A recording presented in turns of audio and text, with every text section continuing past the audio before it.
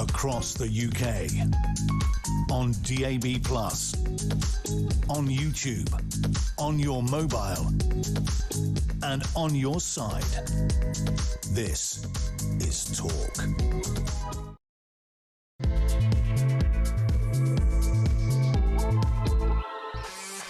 There you are. The weekend almost starts here. Not yet. Not until this show's over. Good afternoon and welcome to Drive Time right here on Talk. I'm Kevin O'Sullivan and I'll be your host for 3 thrilling hours of news, views and topical debate all the way to 7 o'clock. Get on the show, get on the phone and call me on 0344 499 1000, or you can WhatsApp voice note me on the same number, and I promise to play your message out. It is Friday, March the 27th. Here's what's coming up.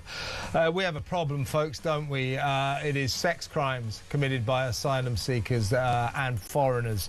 Foreign nationals are arrested at the rate of 3.5 times more than Brits for sexual offences. 1 in 4 sex crimes are committed by foreign nationals. That's from the Centre for Migration Control.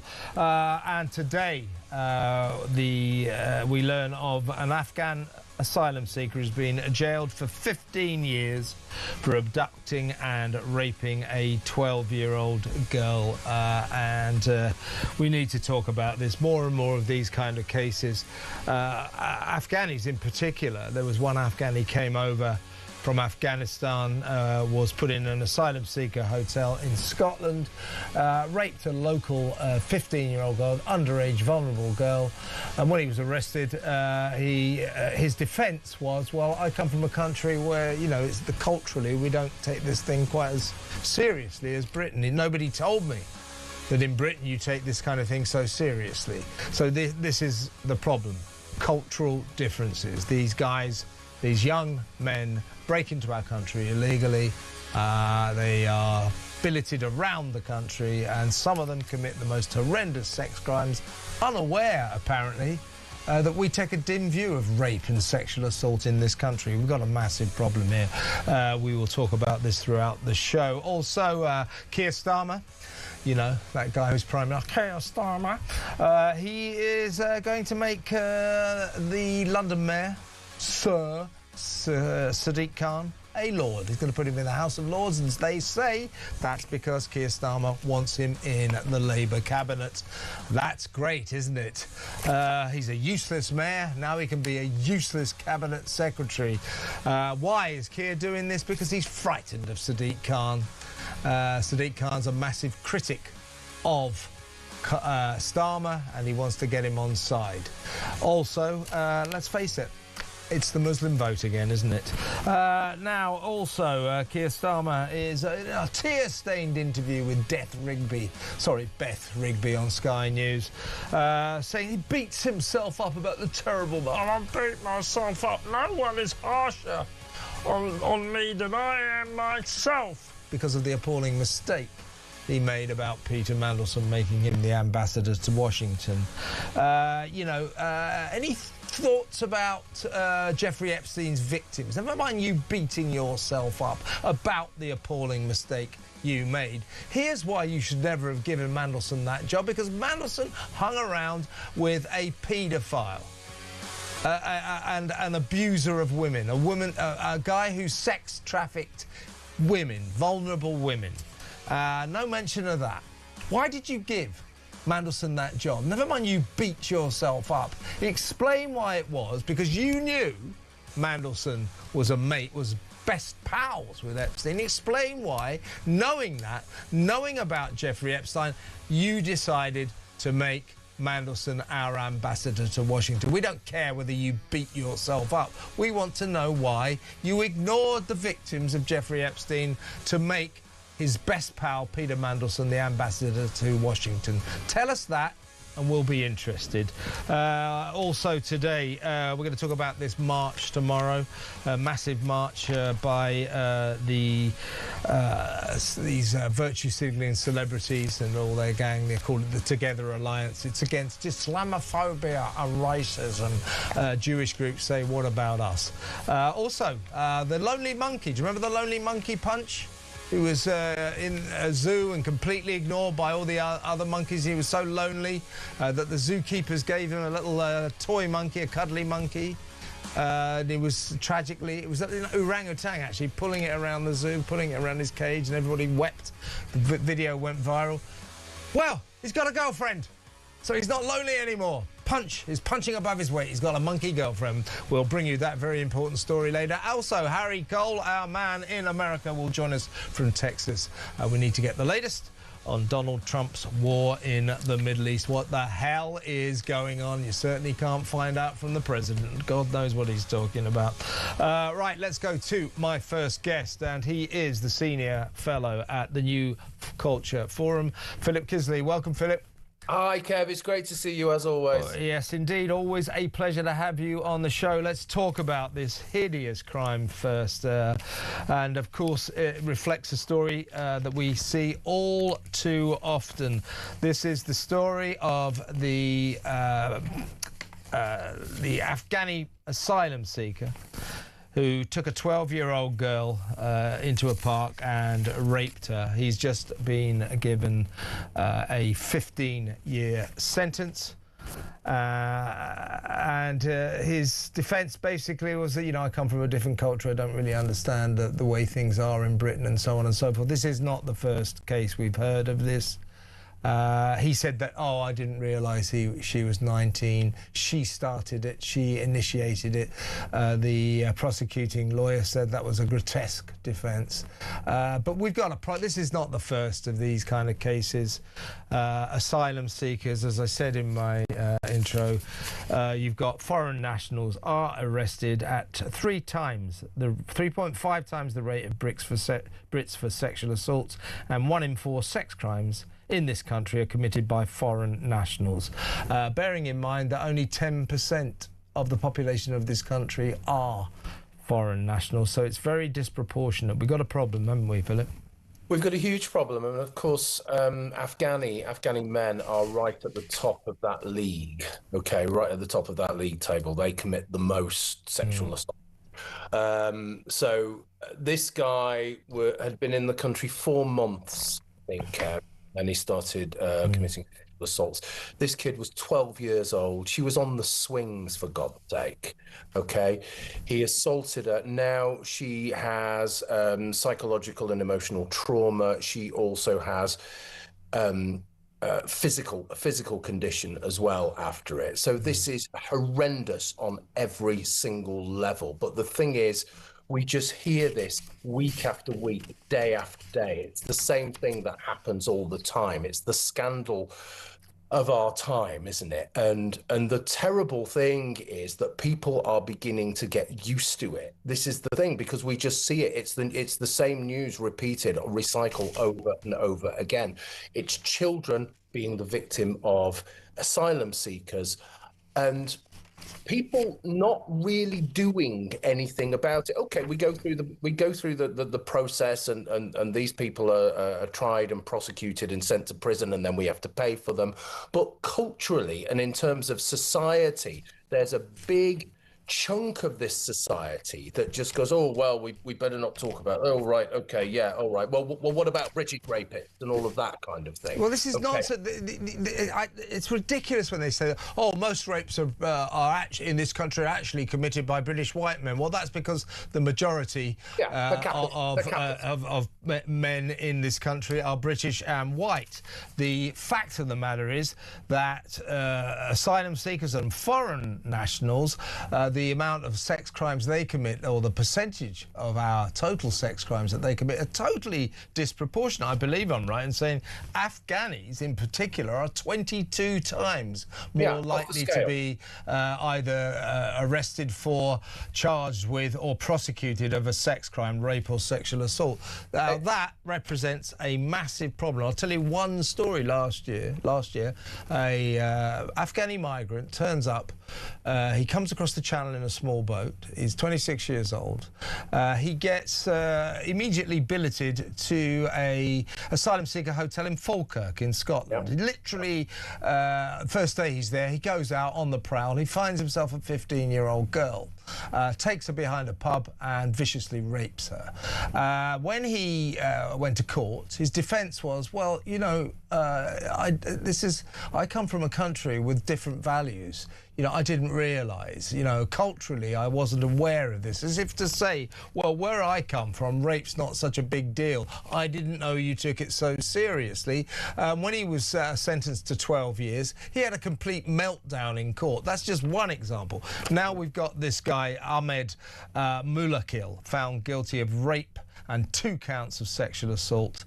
Following a trial last month, he's already admitted a further rape charge. Yep.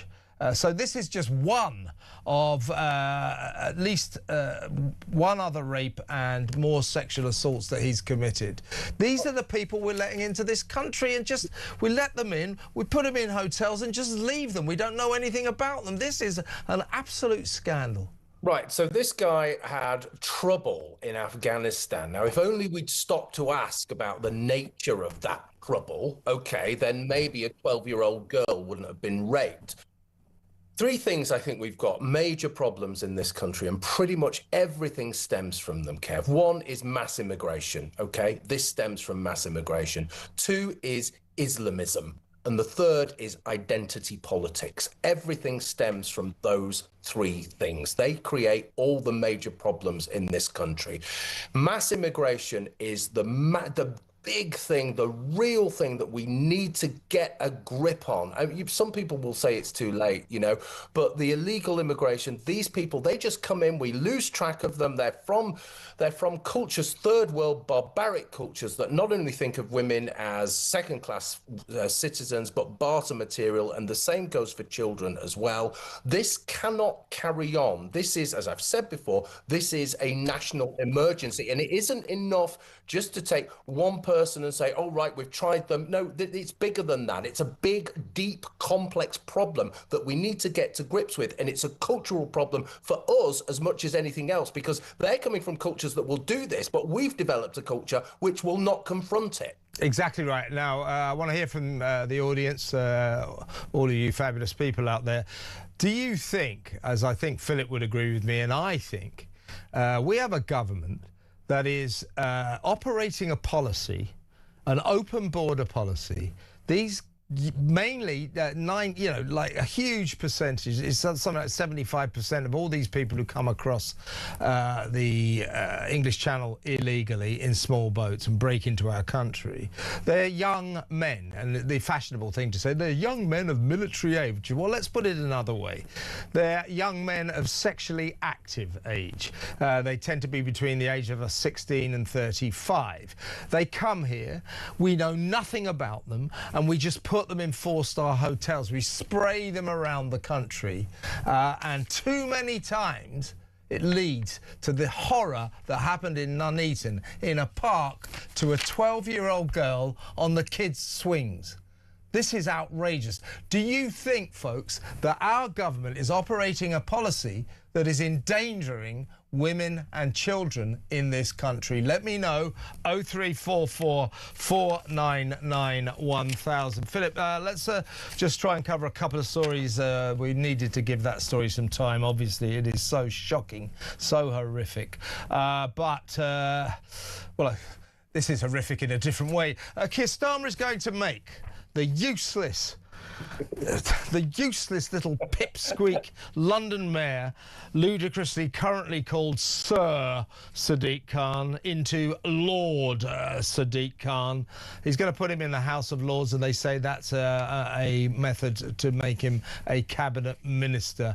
Why is Starmer doing this? Do you think it's just to annoy us? I'll tell you why. It's because he's terrified of Sadiq Khan. Sadiq Khan is his big critic in the Labour ranks, and he's trying to get him on side. Yeah, Sadiq Khan is this big critic, and of course he has huge power. You know, he essentially has London. But I was just thinking, when I was reading this story, I had this vision in my mind, and it was Keir Starmer at his bathroom mirror, shaving and saying, I'm worried I'm not unpopular enough. How can I make myself more unpopular? How can I make myself more unpopular with the British public? I know the one thing I can do is Make the second most unpopular man in the country appear. That'll be great. That'll go down well with the British public. It's such a good thought. It is almost as if Keir Starmer is sitting on his own, thinking, what are the most unpopular things I could possibly do? Yeah, bing, brainwave. I know, I'll make Sadiq Khan a lord. You know, they're denying it's a mechanism to get him into the cabinet, but trust me, he will get into the cabinet. The one good thing is lords cannot become prime ministers, but they can be cabinet secretaries. They can be cabinet secretaries, and you know, it beggars belief that that this is going to happen, really. But there you are. Keir Starmer has backed himself into a position where he's having to make these decisions. It's almost robbing Peter to pay Paul, isn't it? Everybody is against him, so he's just trying to make these strategic positions, and he's just thinking, which is the least worst outcome for me? And I suppose it's for a certain amount of time. It's having the British public attack him. Exactly. You know, at least consolidate them out. I'm going to ask the audience another question. I'm going to do it circuitously. So, folks, give me a call, 03444991000. Can you think of anyone, I mean anyone, who deserves a peerage less than Sadiq Khan? Seriously. Can you think of anyone worse than Sadiq Khan to make a lord? Because I'm damned if I can, and I'm thinking about a lot of prisoners as well. So seriously, can you think of anyone worse than Sadiq Khan to make a lord? Finally, still with Keir Starmer, weeping about himself. He gave an interview to Sky News' political editor, Death Rigby, as they call her, Beth Rigby. This is her new podcast, apparently. Anyway, he got very emotional because I beat myself up about the mistake I made with Peter Mandelson. Here, have a look.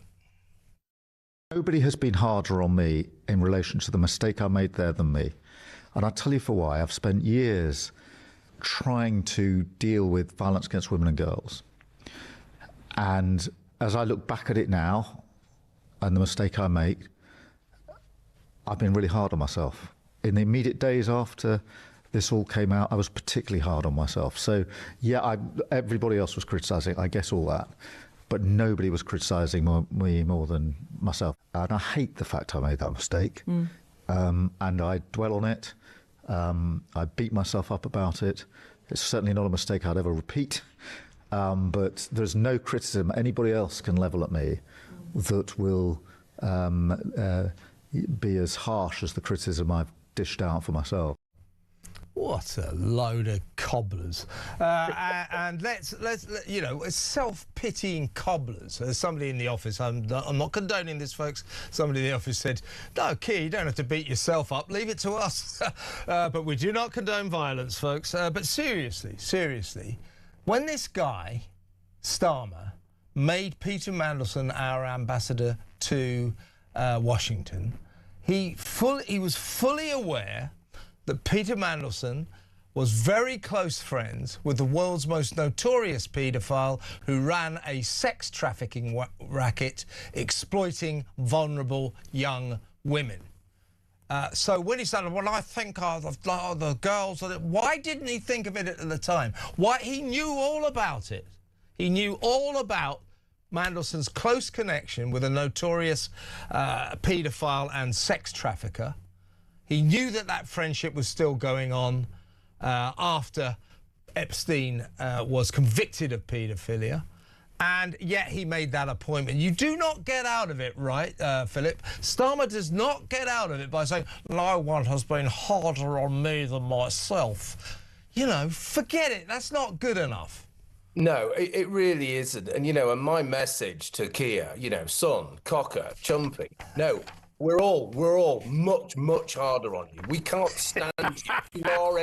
You are a car crash. You are a car crash of a prime minister. But there is something here, isn't there? You know, he will kind of backpedal and say, "Oh, I'm so sorry. I wish I hadn't done it." But the fact is, you did. The fact is, you hold us in contempt. The fact is, you knew precisely what you were doing, and you thought you would get away with it. And now we're in a position where McSweeney yesterday, over the last couple of days, his phone disappeared, and there's all sorts of issues around that. That doesn't look as though it was real because there was material on the phone.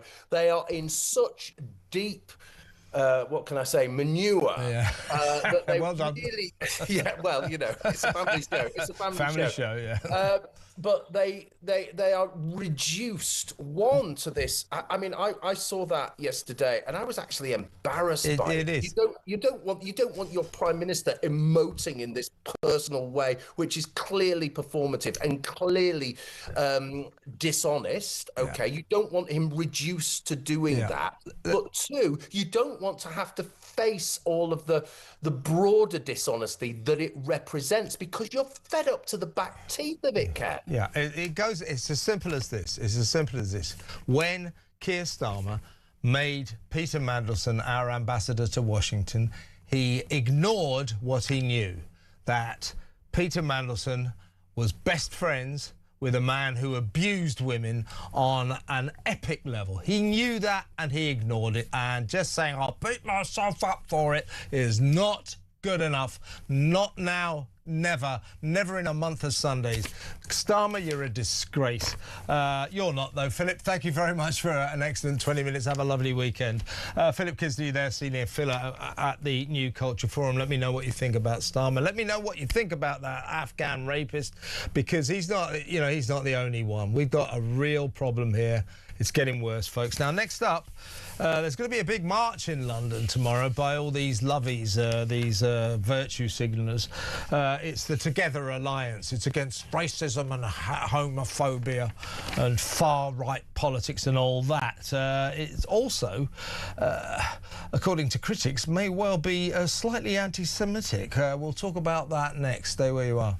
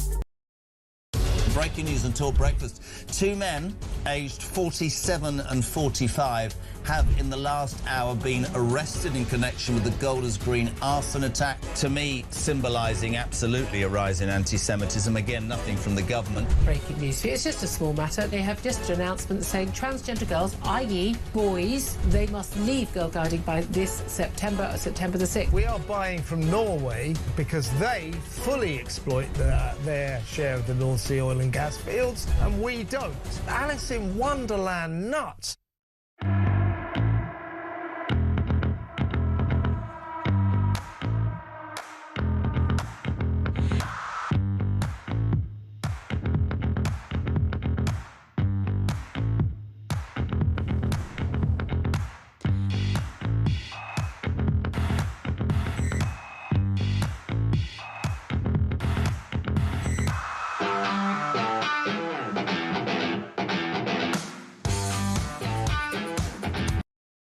Across the UK, on DAB+, on YouTube, on your mobile, and on your side.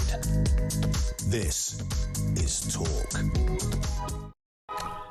Welcome back. Let's go straight to my next guest. We're going to talk about this big Together Alliance virtue signalling march of all the lovies and the lefties who are going to march against the far right and Islamophobia through London tomorrow. Let's go to my first guest. My guest on this is David Toube. He's a spokesman for the Jewish Leadership Council. Welcome, David. Before we talk, let's have a look at the sort of promo video for this event tomorrow. Love is greater than hate. Unity is stronger than division. Hope is more powerful than fear. We need you in London, March 28. Together. Against the far right. Together to show who we are. Well, David, the Together Alliance, of course, is sort of spearheaded by people like Lenny Henry, Steve Coogan, Sir Mark Ryland, Paloma Faith, Charlotte Church, you know, the usual left-wing showbiz suspects, halo polishers.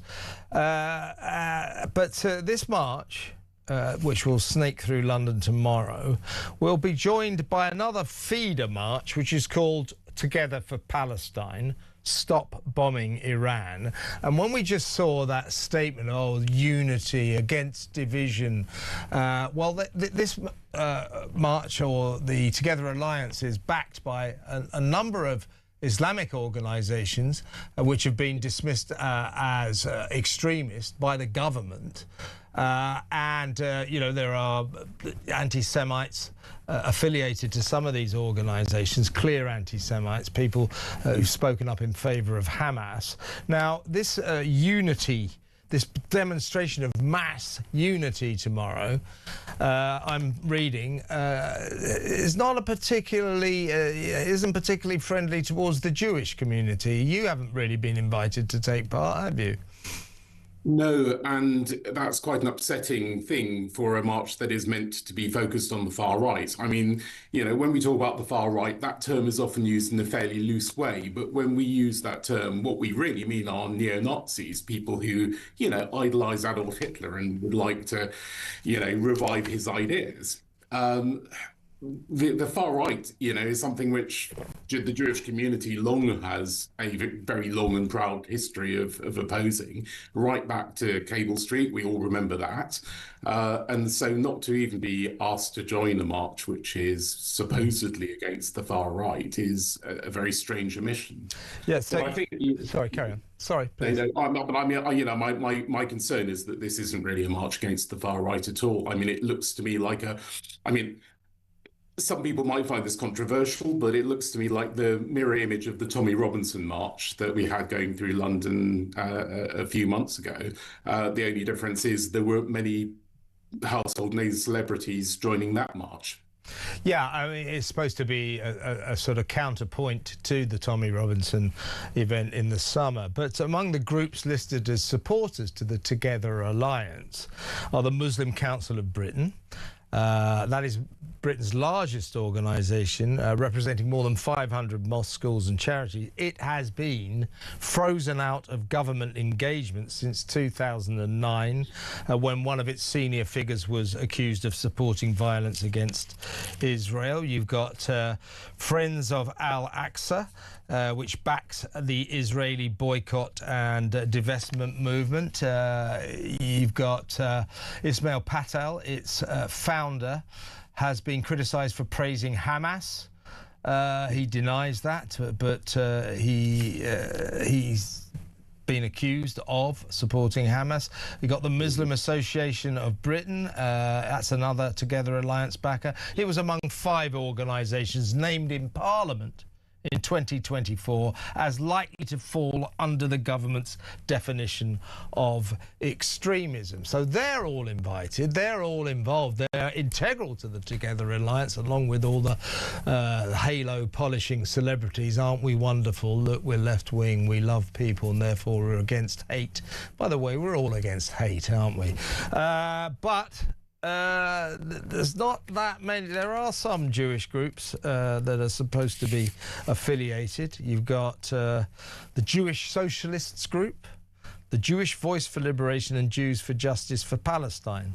Jews for Justice for Palestine, okay. So they're all involved. But basically, mainstream organisations like yours, the Campaign for Against Anti-Semitism, the Jewish Leaders Group, the main Jewish groups have not been invited to participate, right? Now, nobody reached out to us at all, and given the organisation and the other membership of the Together Alliance, I think that's explicable. I mean, you know, what we have here is something that is essentially a march that is organised by the same groups that organised the Stop the War Coalition is one of them. The Palestine Solidarity Campaign is another one of them. These are the groups which brought the mammoth pro-Gaza marches to London for 2.5 years and immiserated the lives of people living in London, in particular Jewish people trying to go to synagogue. I mean, this march is a march that will inevitably impact upon Jewish observance. Saturday being the Sabbath for Jews, it's the day that you find most Jews going to synagogue and walking backwards and forwards. And there are 2-3 major synagogues on the route of this march, none of which are capable of being protected, no matter how many police you put there, all of which will be massively impacted by this march. But, you know, this is a march that is organised by the same people behind the Stop the War Coalition, which is an assembly of far-left groups, the Socialist Workers' Party, the Morning Star, Communist Party of Britain, Stalinist faction. You know, this is what they would describe as a united front. And the whole idea of a united front is you keep the organisation in the far-left groups, but you bring as many ordinary social democratic celebrities along as you can, effectively to give it respectability. And I'm afraid that a lot of people have and will be taken in by that. I have friends who are going on this march. When I pointed out to them who was in the coalition and what the people in those coalitions had done to Jewish people over the last 2.5 years, they were genuinely shocked because all they saw were the celebrity names at the top of the bill. And I think where the mask really slips, you've got this main march, and then there's a splinter march, a feeder march, they call it, which will join with the main march. So the feeder march is called Together for Palestine, Stop Bombing Iran. Now, I would suggest that's not a particularly friendly statement when it comes to Israel. So what we've got here, David, isn't it? It's once again, we have got a lot of left-wing people, and we know what too many left-wing people feel about Israel and actually, frankly, feel about Jews as well. Too many left-wing people are anti-Semites, and that is the danger here, isn't it? It's so telling that your organisation, the main Jewish groups, have not been invited to take part. I mean, it's very distressing, and I think what we're seeing here is kind of the last roll of the dice for the Gaza movement. I mean, these are demonstrations that were very large when they started off. They got smaller and smaller until what you were left with at the end was really only the hardcore. That is, in many ways the worst of the worst. Yeah. The people who repeatedly commit criminal offences, the people who are arrested for incitement for hatred against Jews, or arrested for expressing support for banned terrorist organisations. And, you know, that is essentially the people who now go on Palestine marches, whereas before it was a much larger constituency.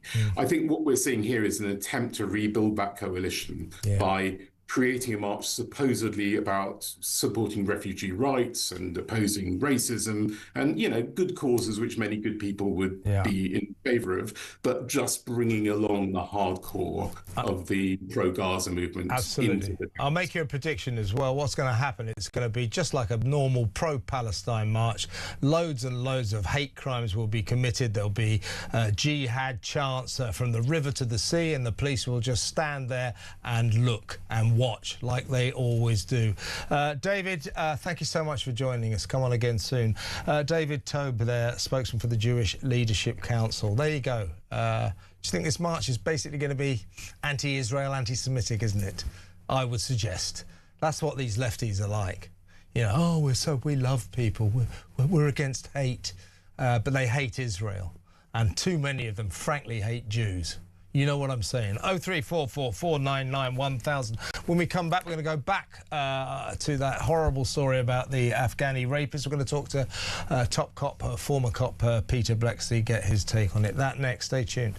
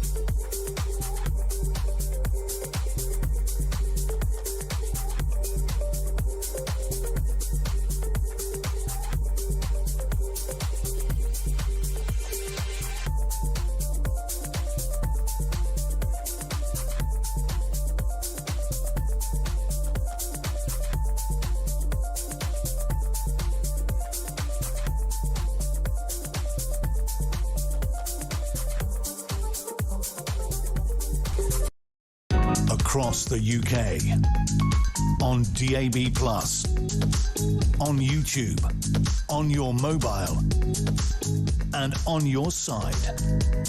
This is Talk.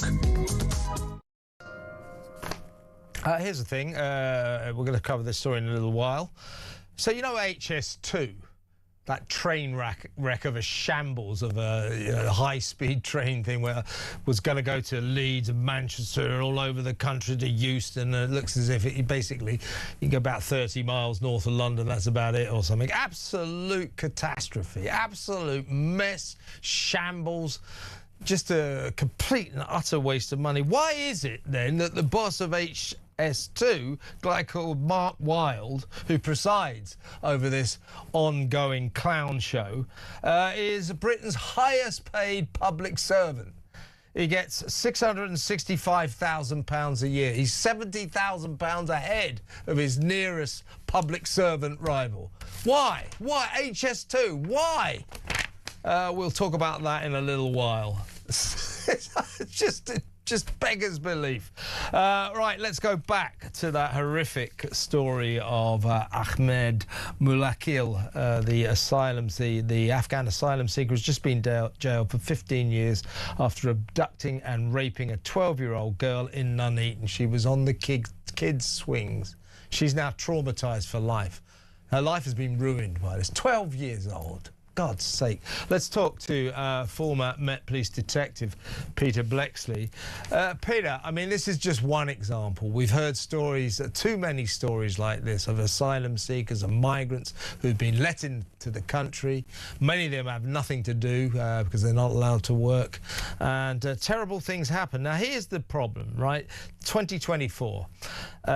Research by the Centre for Migration Control using Ministry of Justice data found that there are over 1,100 known foreign national convictions for sexual offences in England and Wales, with foreign nationals accounting for between 15 and 22% of total sexual offence convictions, bearing in mind that foreign nationals only make up 10% of this country. Sexual assault on females in 2024 accounted for 380 convictions, all convictions for sexual assaults on females when including those of unknown nationality, up to a quarter of all rape convictions. Asylum hotel residents.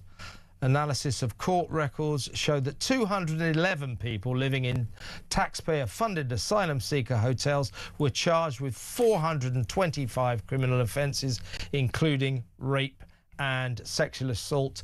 That's just for the first part of last year. And data indicates that foreign nationals have a higher rate of conviction for sexual offences compared to the British population.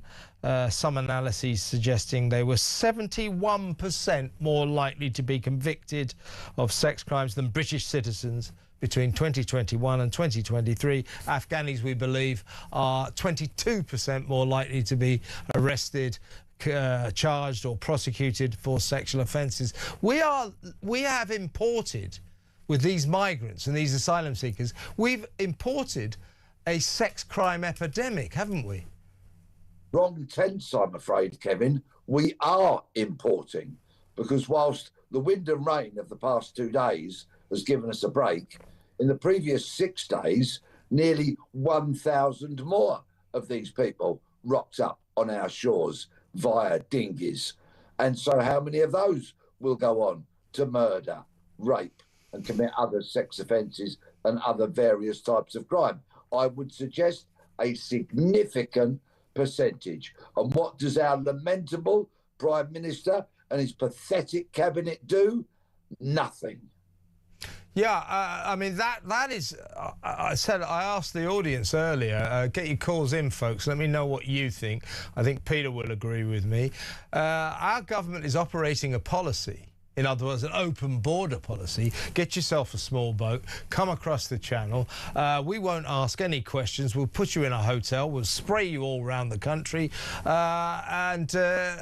know, that is a policy, as we learn from this monster, this Afghani asylum seeker who raped a 12-year-old girl. But this is just one example of many. This is a policy that endangers women and children of this country, doesn't it? Absolutely. It really, willingly, knowingly does put our women and children in serious, serious danger.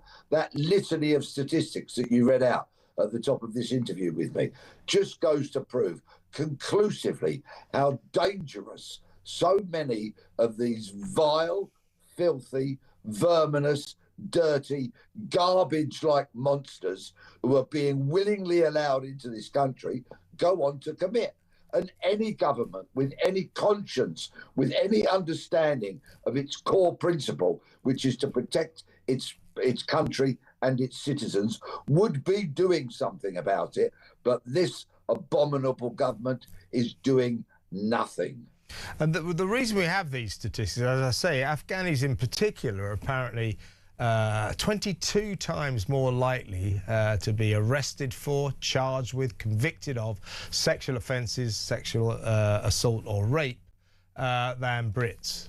22 times more likely. Now, this is at the heart of this problem, isn't it, Peter? It's this. So we let in all these migrants who come across in small boats, no questions asked. Vast majority of these migrants are young men. As I said earlier, the fashionable way to describe them is young men of military age. They're between the age of like 16 and 34 or 35 mostly. You could put it another way.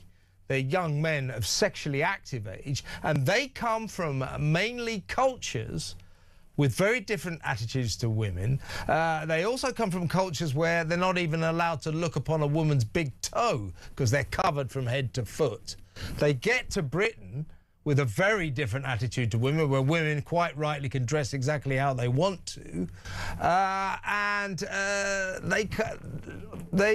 You know, this is a terrible toxic cocktail, isn't it? They come here, women are different, and they have a different attitude to women. So the whole thing is the perfect storm for,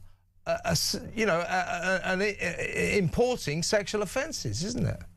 Of course it is. They are of fighting and fornication age, and so many of them are raised in essentially mud huts in tribal environments, thousands of miles from any first world civilization, where the women that they do encounter, as you point out, in public are covered from head to foot. So they have no understanding of our culture, of our laws, of our way of life.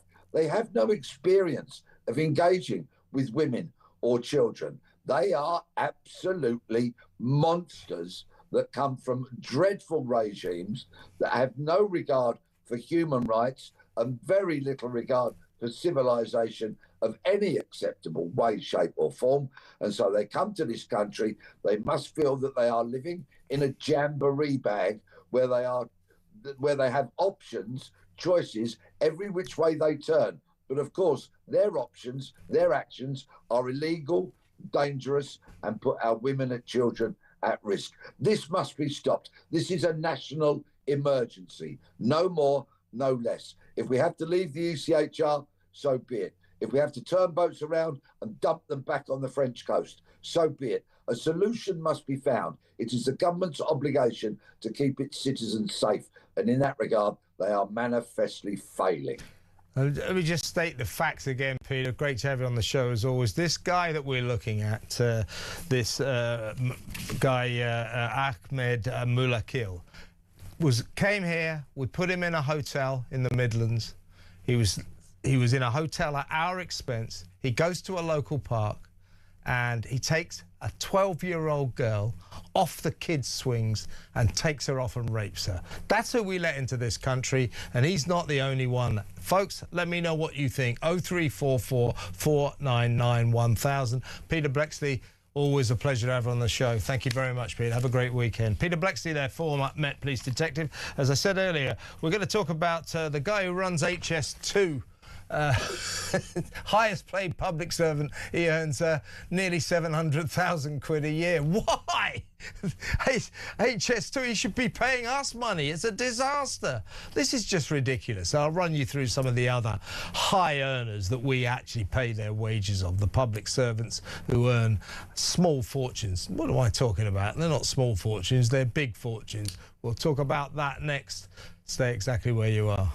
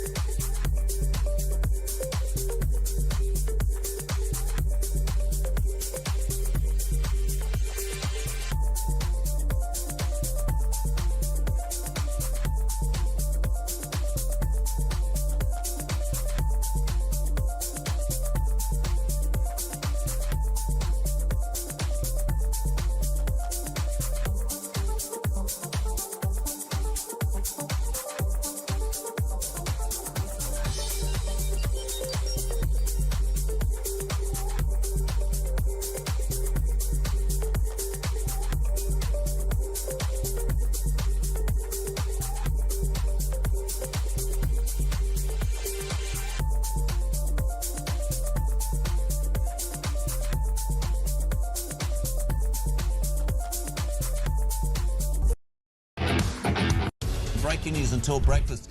Two men, aged 47 and 45, have in the last hour been arrested in connection with the Golders Green arson attack. To me, symbolising absolutely a rise in anti-Semitism. Again, nothing from the government. Breaking news. It's just a small matter. They have just an announcement saying transgender girls, i.e. boys, they must leave girl guiding by this September the 6th. We are buying from Norway because they fully exploit their share of the North Sea oil and gas fields, and we don't.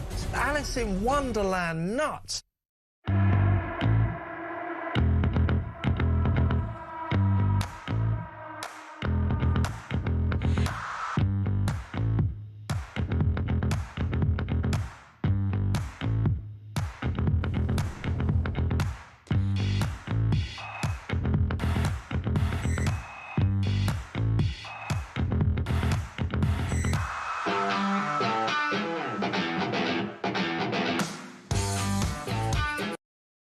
Across the UK, on DAB+, on YouTube, on your mobile, and on your side.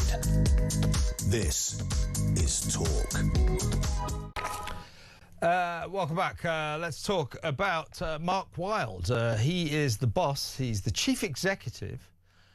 He's been in this exalted position since 2024 of HS2, that national sick joke, that shambles that is nowhere near meeting any of its targets.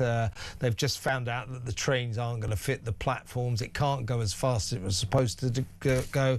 It's not going to go to all the places it was supposed to go. It's just a mess. It's a shambles. The guy who runs it gets £665,000 a year, the highest paid public servant in this country. He should be the lowest.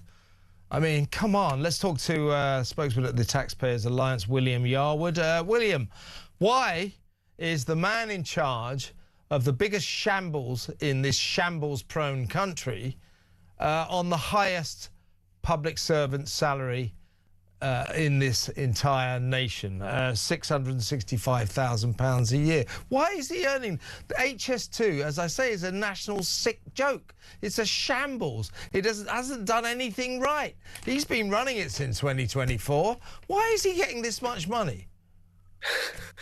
Well, good afternoon, Kevin. Thank you so much for having me on the show. And yeah, when you think about HS2, the last thing you think is actually the chief executive needs to be paid even more, don't you? That's the last thing that needs to happen. I just think it speaks to an endemic problem inside of our civil service and public sector more broadly, Kevin, which is basically endless pay packets, which get larger and larger and larger. And let's not forget, expenses, bonuses, pension contributions, things like that. Those things always seem to go up and up and up, all the while public services fail. HS2 as a project has completely failed, which was supposed to provide, more train links to Birmingham and other places around the country for hardworking taxpayers. But like you said, it's produced absolutely nothing. I mean, I think the original costing of this back in the early 2010s was about £37 billion, and now it's estimated to cost over £100 billion. £100 billion. £100 billion, and they've barely even built a single track. And you have to laugh. You have to laugh. Otherwise you'll cry. Yeah. I mean, the contract to a Japanese company to run these trains is having to be renegotiated because the trains, first of all, can't go as fast as they were supposed to, 223 miles an hour. They'll be lucky if they could do 186 miles an hour. And the trains requested are the wrong size for some platforms on some routes. Don't forget, it was supposed to originally go to Leeds until the government decided, so it was supposed to do this Y across the country, go to Birmingham and up to Leeds and up to Manchester. The government decided, well, if you live in Leeds, you can sod off. We're not going to go there anyway. It still hasn't made it to Euston Station, where I think it's supposed to be there. For those of us who live in London, the entire area around Euston is a total logjam of scaffolding, boards, nothing going on. because they're not actually building, but it's just completely screwed up that area of London, and the guy in charge of it is on £665,000 a year. I mean, we've got others here. These are all on public money, folks. Andrew Haynes, Chief Executive of Network Rail. Great, yeah, we all love that, don't we? He gets £589,000 a year. The Chief Finance Officer at Network Rail, he gets £555,000 a year. Nick Elliott, something to do with nuclear decommissioning, £465,000 a year. Why? These are public servants. Why are they given these astronomical salaries? They don't need this much money. Why are they getting this much money? Well, the argument usually when paying people this amount of money with taxpayers' money, Kevin, is essentially that, well, in the private sector, they'd be getting paid the same. But the incentives are very different. In the private sector, if you earn that amount of money and you're a chief executive and you're in a failing business, you get fired or you go bankrupt, right? HS2 Limited has an endless supply of taxpayers' cash, effectively, and has done for years, and has no sign of going away, despite the fact that the Transport Secretary said that there might be some changes to it, but there's been no changes at all. You mentioned earlier regarding the cancellations. It's quite funny. When they cancelled both the Leeds and the Manchester routes, Kevin, I think in the early 2020s, the cancellations cost between £2 and £3 billion. So it didn't save any money. What, just to say, we're not going to go to Manchester. We're not going to go to Leeds after all. That's Toube. How much did that cost? £2 to £3 billion. Hang on, £2 to £3 billion to not build the railways to Manchester and Leeds. Absolutely. I mean, you know, I'm lost for words. I'm just lost for words. It's just, it's a scandal, actually, isn't it? Absolutely, and you forgot one other person in your list, the new head of GB Energy, Ed Miliband's net zero tango is on over £350,000 a year, and as far as I can see, GB Energy essentially hasn't done anything nor will do anything. And I think on a final and more serious point, Kevin, I think that Britain's bureaucracy looks increasingly like this sort of Potemkin village of elite, highly paid staff, essentially acting as a facade for failing institutions like HS2, like Network Rail, like the government more broadly. And yet, all these people do is continuously, ruin people's lives. They let down households. They take money away from taxpayers when it could be going to other more important. They're taking our tax money and divide it between themselves. It's a disgrace. William, good to have you on the show. Have a nice weekend. Emma Trimble next. Stay tuned.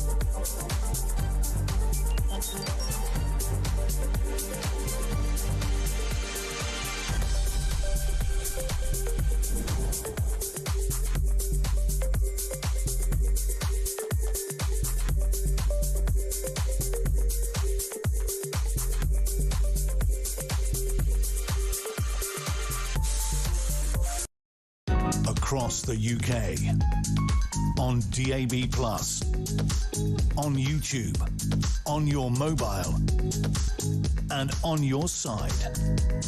This is Talk.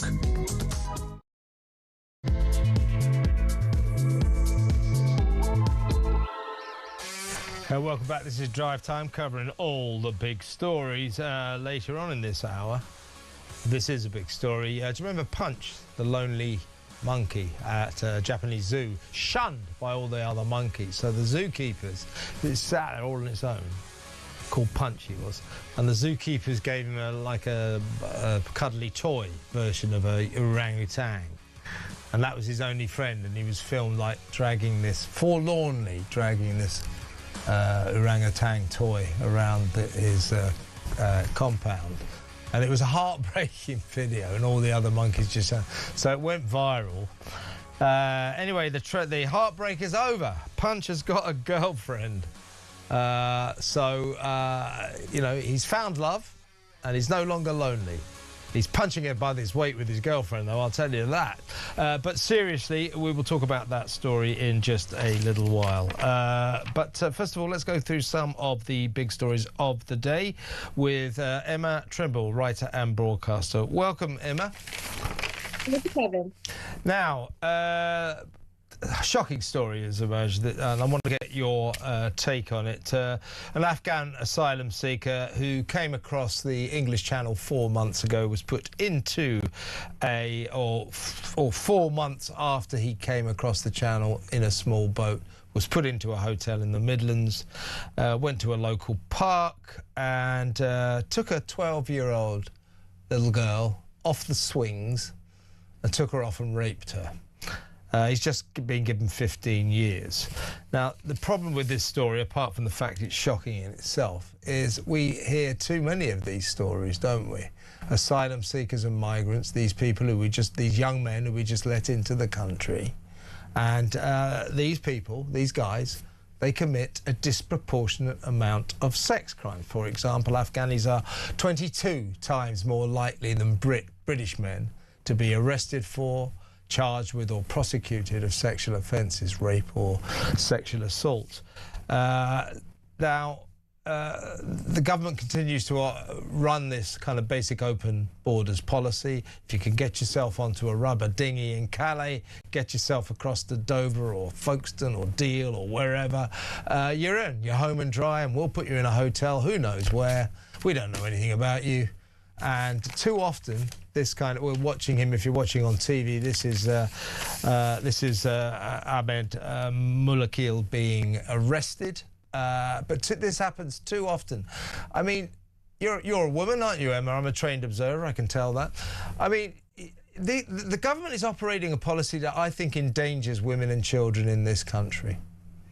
It does. It's astonishing that you still, and regularly, I mean, I debate them regularly, you still hear people saying that there's something prejudiced about those of us who are simply saying, this is putting the British public in danger. It's not just about terrorism. It's not just about, the fact that there are people who are coming over here who are posting things about guns and whatnot, but we could have violent people, terrorists coming into the country. We have no idea who they are. But as you say, Kevin, Afghans are disproportionately represented in the rape statistics. I hear it all the time particularly when women say that it's actually a feminist issue. Not that you would normally hear me saying this, but to point to the fact that people who are coming from countries that have regressive and you might even say patriarchal attitudes to women and don't have the same women's rights, are not going to treat women properly. And if people don't leave their culture at the door, they bring that attitude with them. And the other point to be made here is, and I get this all the time, is people will say, well, you don't care about white rapists or British-born rapists. No, that's not true. We do care about those crimes that happen, rapes that happen. People who are born here do commit horrible atrocities. They do rape people, they do rape children. But this is about avoidable crimes. These crimes never needed to happen. The murders, the rapes, the attacks that have happened by people who have come into this country needn't have happened if we had just had control over our borders. And like you said, Kevin, this is a man who took the child off of the swings. The little girl was playing on the swings, and this man claimed that he thought that she was 19 years old and that she initiated the sexual activity. He took her off the damn children's swings, for God's sake. He attempted to blame the little girl for initiating this with him. I mean, it is absolutely disgusting. Prison and deportation, frankly, isn't enough. No, and this guy, 15 years, this guy will cost us, £50,000 a year to be in jail. So this is another aspect. And don't forget that in our prisons, we've got about 80,000 people in prison, men, that is, and 12% of them are foreign nationals. 10,000 of our 80,000 prisoners are foreign nationals. So the whole thing is incredibly disproportionate. How many men, women and children, Kevin, need to be sacrificed on the altar of open borders before the government actually step up and do something? Because I think the British public are getting very angry at this point. I agree. Let's move on, if you don't mind, from that very, very important and traumatic story. But let's talk about, there's a big march tomorrow going through London. It's called the Together Alliance. Now, this is these are all these lovies, these showbiz celebrities polishing their halos and virtue signaling. This is a march. It's against hate and Islamophobia. It's against the far right. It's supposed to be a sort of antidote to Tommy Robinson's big march in the summer. So people like, of course, Lenny Henry, the usual suspects are all backing this. Steve Coogan, Sir Mark Ryland, Paloma Faith, Charlotte Church, usual gang. This is called it's going to go through, snake through London, Britain's largest march against the far right and Islamophobia. It will be joined by a splinter march, which begins to show the real nature of this march. The splinter march, which will join with the main march, is called Together for Palestine, Stop Bombing Iran. Jewish groups, we've just had a representative of the Jewish Leaders Group, a major Jewish organisation, saying, well, it's all about unity. Well, they haven't invited us. Jewish groups saying, well, we seem to be excluded from this. This is just another pro-Palestine march with shades of certainly anti-Israel and probably shades of anti-Semitism, the way lefties so often are. Yeah, useful idiots who like to polish their halos and think that they're on the right side of history. I think it's particularly distasteful coming after we've seen those ambulances at a synagogue in Golders Green being torched. The threats against the Jewish community are off the scale. People are moving to Israel, which is an active war zone, because they don't feel safe here in Britain and the state can't seem to protect them. I just think that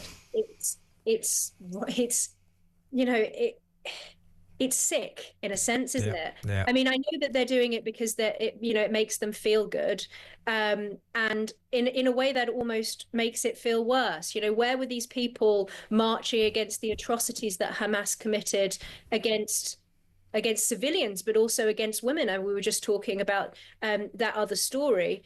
Where are the feminists? Where are the feminists who were speaking out in outrage against what Hamas did to the women, to the Israeli women, to the people who were at that festival on October the 7th, and the way that they paraded their bodies through the streets of Gaza? Where have they been when Jews have been attacked, as we saw up in Manchester when two Jews were murdered by Jihad al-Shami? Where are they? When those sorts of attacks are happening, where are they speaking up for the women and children in this country whose lives have been destroyed?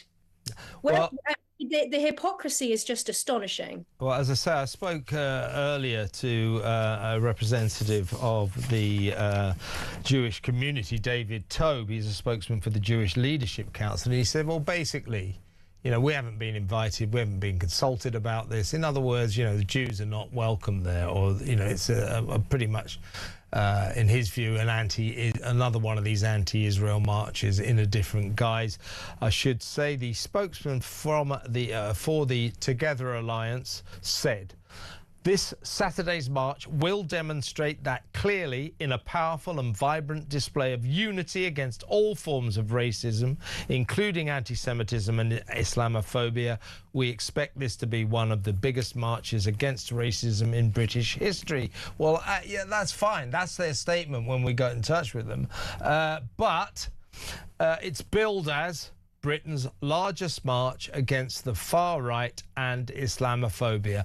No mention of anti-Semitism in the publicity puff. Yeah, I mean, again, we didn't see these people protesting against the Al-Quds Day celebrations, despite the way the Iranian regime treats its own citizens, the way that it's treated women historically, despite the way that it treats homosexuals as well. No talk of human rights or LGBT issues when it comes to certain communities. They just don't want to tackle that head on, maybe because it's not politically convenient for them. I don't know, but it does make it look as if they're just instrumentalizing certain causes, again, as I say, to halo polish. And you mentioned there about, you know, whether or not Jews would be welcome at this march. Well, certainly we've seen the case where that video that I think will go down in history, where a police officer told Gideon Falter from the campaign against anti-Semitism, you're openly Jewish, leave an area because he was openly Jewish. I mean, the fact that these the people behind this march, the people involved in this march, I hope that they realise the way that this looks. I hope that they realise when they talk about solidarity, that it does just look as if they don't show any solidarity with the Jewish community. Exactly right. The Together Alliance. The timing of this is particularly bad. Yeah, Together Alliance saying that there are declined to explain why it had not talked to the main Jewish groups. It didn't want to talk about that, but it did say it was supported by a number of Jewish groups, included, wait for it, the Jewish socialist groups, the Jewish Voice for Liberation, and Jews for Justice for Palestine. So there you go. Let's move on. Let's talk about Keir Starmer is going to make, I think this is an insult to Londoners, an absolute insult to Londoners. Keir Starmer having already made that little pipsqueak of a mayor, the worst mayor in human history, Sadiq Khan, has made him Sir Sadiq Khan. He's now going to elevate him to the House of Lords. He's going to make him Lord Khan, and this apparently would be a mechanism to get him into the cabinet. I mean, I had Philip Kiszely was on earlier, and he came up with a good theory. He said, does Keir Starmer sit in a room on his own, working out things that he can do that will be the least popular possible thing that he could do? Does he do this? Did he sit around thinking, who is the person that I could make a lord that would infuriate the nation more than anyone else? I know, Sadiq Khan. I mean, it's unbelievable, isn't it? Well, it seems to me that Philip might be right. I mean, can you imagine anything to rile people up more? It's not just Londoners; it's people all around the country who visit their capital city and see what it's become. And he's been an absolutely atrocious mayor. He's ruined this city. He's ruined it with his low traffic neighborhoods, with his green initiatives that have, you know, caused all sorts of traffic problems. He's ruined it when it comes to crime and everything about this city is worse now than it was when he became mayor. You know, I know people who have lived in this city for, you know, upwards of 50 years who say that London is worse now than it's ever been. I was in Oxford Street earlier, and so many shops are boarded up. It really feels like a city in decline. The life of it has just been you know, seeped out of it. He's a terrible mayor. He doesn't deserve a peerage. He didn't deserve a knighthood either. But I think we all knew that this was on the cards, that the chances of him being elevated to the House of Lords were pretty high, given how long he's been Mayor of London. And actually, just look at what the Labour Party are doing. They've gotten rid of hereditary peers. They are enforcing an age of retirement, which gets rid of a lot of older, sound, and very well experienced peers, and they're shoehorning in all of their cronies en masse. So Sadiq Khan is just part of that. It's disgusting. It's disgusting. Keir Starmer, part of his campaign, his election campaign, was we will abolish the House of Lords. He has appointed more people to the House of Lords than any other Prime Minister in history. It's absolutely disgusting. And this is a Prime Minister who likes to say, you know, the victims of, I support women, poor women, women victims. This is a mayor who tried to pretend that the rape gang scourge did not apply to London when he was questioned about it in the London Assembly. You know, we have a rape gang problem here in the city. Just like everywhere else. He said, I don't know what you mean. I don't know what you're talking about. This is a guy who tried to ignore the fact we have a rape gang problem in London, like everywhere else. And so there are victims of rape gangs all over this city. We have a mayor who ignored that, and we have a Prime Minister who has rewarded that disgraceful attitude by making this guy a peer. It's an absolute disgrace. It stinks. It does stink. It does stink. And on that rather downbeat note, thank you very much, Emma. Have a lovely weekend. Thank you for joining me. Emma Trimble there, brilliant writer and broadcaster. Let me know, what do you think about that? I mean, Sadiq Khan, Lord Khan, do me a favour. Right, let's take a couple of calls, shall we? By the way, in a minute, we're going to talk to a councillor in Wales. You know, there's a big story this week where Richard Tice, the local MP up in Lincolnshire, has written to the Archbishop of Canterbury to complain that kids in a local primary school, C of E primary school, were taught how to pray like Muslims, face Mecca and do this, you know, in a Church of England school. The implication being, is this some kind of indoctrination, Islamification? Well, we're going to talk to a councillor in Wales in a little while where they've had similar problems. This is a problem all over the country. Don't make any mistake there, mate. We'll talk about that in just a little while. But first, let's take a couple of calls. Let's go to Tony in Doncaster. Hello, Tony. What do you think about this march that's going to sneak through London? They think there might be hundreds of thousands of people joining it. Well, to be honest, first of all, Kevin, obviously I think the march should be banned, but I think all marches should be banned for a couple of good reasons. One, it's a waste of policemen's time.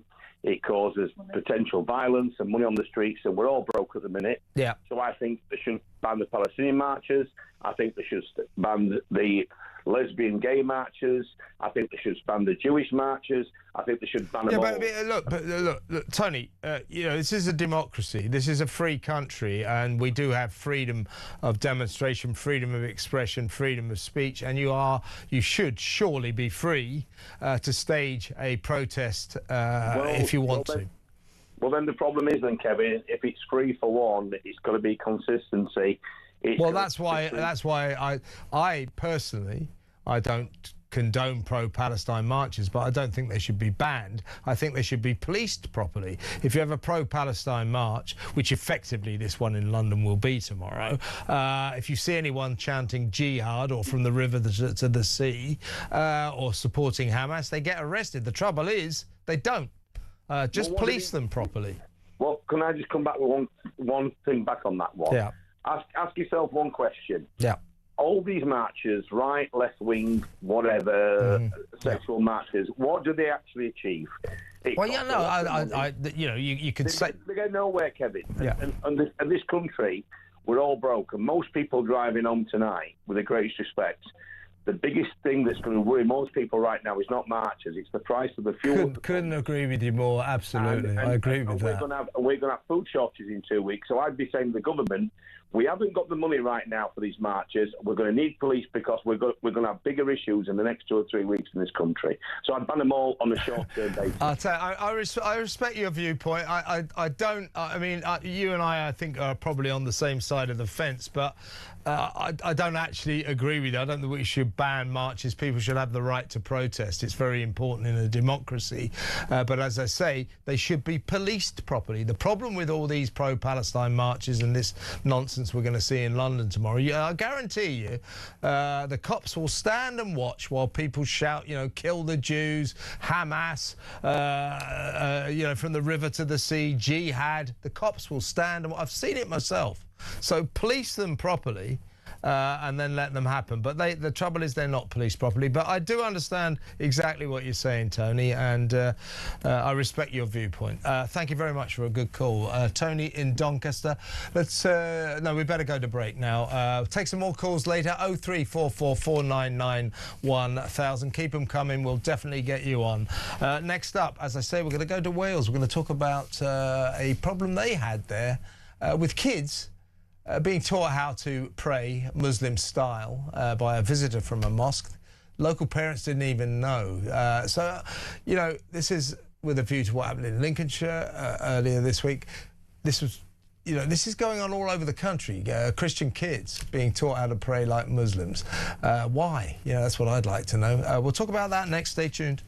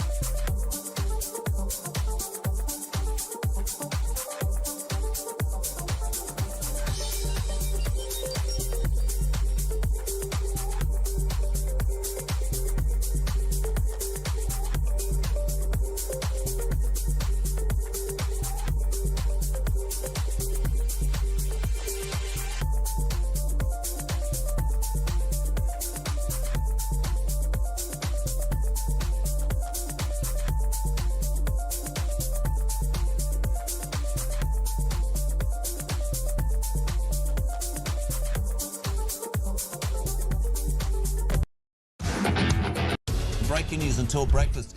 Two men, aged 47 and 45, have in the last hour been arrested in connection with the Golders Green arson attack. To me, symbolising absolutely a rise in anti-Semitism. Again, nothing from the government. Breaking news. It's just a small matter. They have just an announcement saying transgender girls, i.e. boys, they must leave girl guiding by this September the 6th. We are buying from Norway because they fully exploit their share of the North Sea oil and gas fields, and we don't. Alice in Wonderland nuts.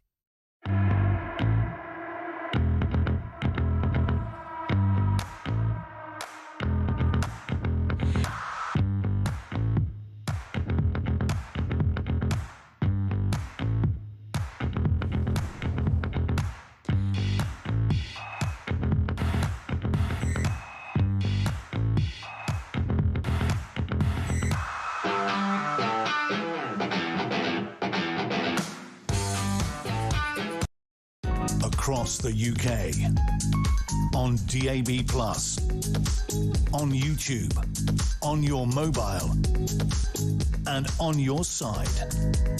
This is Talk. Welcome back. Let's go over to my next guest, Councillor Francesca O'Brien. She's a Reform UK councillor down in the lovely town of Mumbles in Wales on the seaside there. Francesca, welcome to the show. Good afternoon, Kevin. Thank you for having me on. Now, you came onto my show when I did the evening show last year, and the reason I wanted to get you on is I had a real sense of deja vu earlier this week when Richard Tice, the Deputy Leader of Reform UK, revealed that he had written to the Archbishop of Canterbury to ask her why it was that a Church of England school in Lincolnshire, in his constituency, the kids there, little 7-year-old kids, have been taught how to pray Muslim style in their religious education lessons. I remembered that when we did the story with you, you had a similar situation. The school in your area is called Seaview Community Primary School. And as I recall, what happened was that there was a visitor from a local mosque, an imam or someone like that, who came to that school and taught the kids how to do Muslim praying. And there was an angry meeting of parents about this, insofar as they knew nothing about it. And you spoke up for them, and you got, kind of slapped down far right and all that kind of stuff. Absolutely. Yeah, same deal for the parents. The parent that got in touch, the dad that got in touch with Richard Tice. By the way, this only happened last Wednesday. So the parent, the dad wrote to Richard Tice and said, my kid, and along with the other 7-year-old kids, we didn't know about this. The parents didn't know about this. So that would not have come as a surprise to you, because that's what happened at Seaview Primary School. Somebody turns up from the mosque, teaches the kids how to pray like Muslims, and the parents don't even know. The parents are really upset. You sponsored them, and you get slapped down for being a far-right extremist. But I think you're voicing concerns that people have all over the country. I think people forget that we are elected to serve. We don't, or certainly I don't pick and choose the casework that lands on my doorstep. And let's not forget, Kevin, this was outside of my ward. Parents phoned me, and what's laughable about it is that I was actually in an Islamic country when I took the emails and phone calls, and I've been branded anti-Islamic and you name it. But I don't pick and choose the casework that I do. Parents raise concerns, a number of concerns on different things, but mainly that they were unaware of the content of the religious studies, or RSE as they now call it. And they raised concerns, and absolutely I've been slapped down for it, branded probably every name under the sun. But what people forget, we're elected to serve. We've got to ask those difficult and awkward questions, and parents, and as a mum to 2 young boys myself, we have every right to know what goes on in our schools, and to have that communication as well. I think it's, if people knew what the content was, who was coming in, communication is absolutely key. And I think when that sort of breaks down and we don't know what's going on, that's where the problem lies. Yeah, and the issue here is, just as it was in Lincolnshire, Seaview Primary School down your way as well, the issue is, so none of us would have any objection to the idea of religious education for kids being taught about all religions. That's only right, but by all means teach kids about Islam, but also teach them about Hinduism, Buddhism, Judaism, Sikhism, all the religions, of course.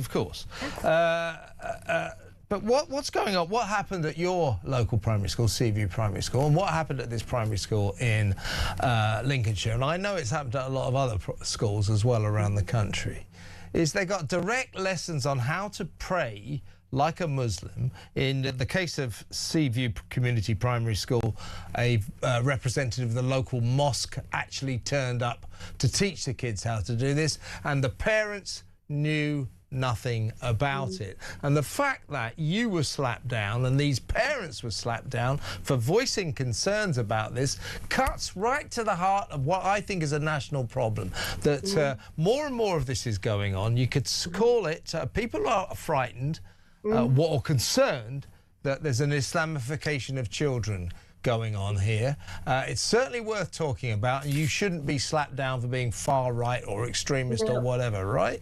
And absolutely, and that's the thing, it's actually going, I've been contacted by journalists today, again, they're linking me to, I don't know, far-right groups and God knows what, and again, it all stems from that meeting I attended back in October. So we're now 5 months on, and we still have journalists hell-bent on trying to silence people from raising genuine concerns, and I don't think we should shy away from that. And what democracy do we live in if people can't talk about and can't ask about education? And let's not forget, Kevin, here in Wales it is a devolved issue. Education is devolved from Westminster. Yeah. We don't have the right to withdraw your children from certain classes, so they all have to participate. But it just seems odd that these incidences are popping up, in Wales and England. After I spoke to you, after we covered this story last October, you'll be interested to know my switchboard just caught fire. Yeah. I mean, not literally, but, it was jammed. And I had calls from people all over the country, particularly in the Liverpool area, funnily enough, from parents saying, yeah, that happened to my kid.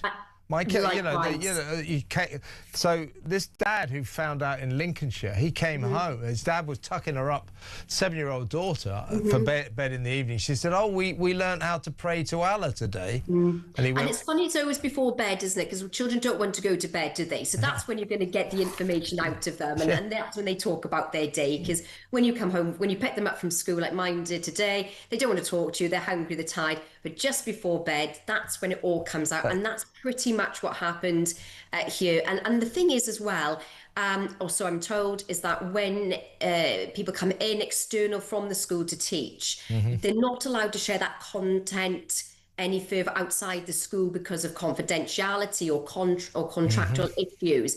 But that does raise a little bit of concern with me, not just when it comes to RE, but to the broader field of education, is why can't we have that transparency? And yeah, my switchboard on my phone was very much the similar after October.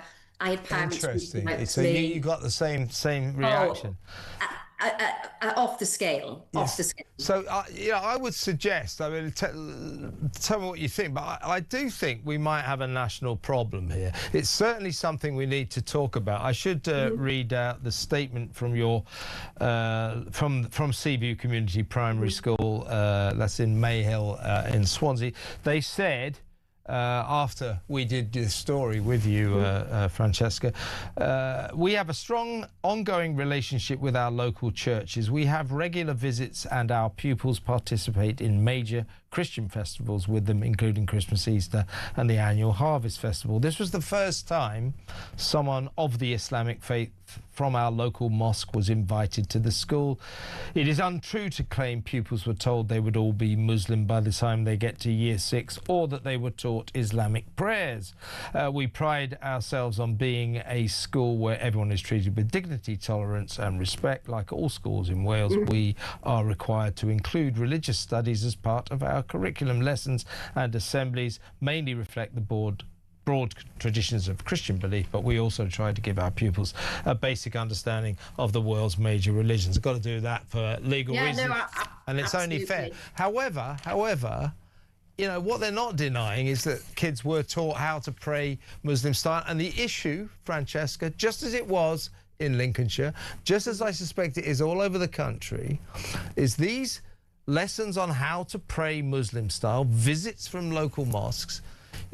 I tell you, whatever view you take about it, surely parents should be told first. And I think particularly at that young age as well, that their minds are like sponges, aren't they? They're absorbing so much.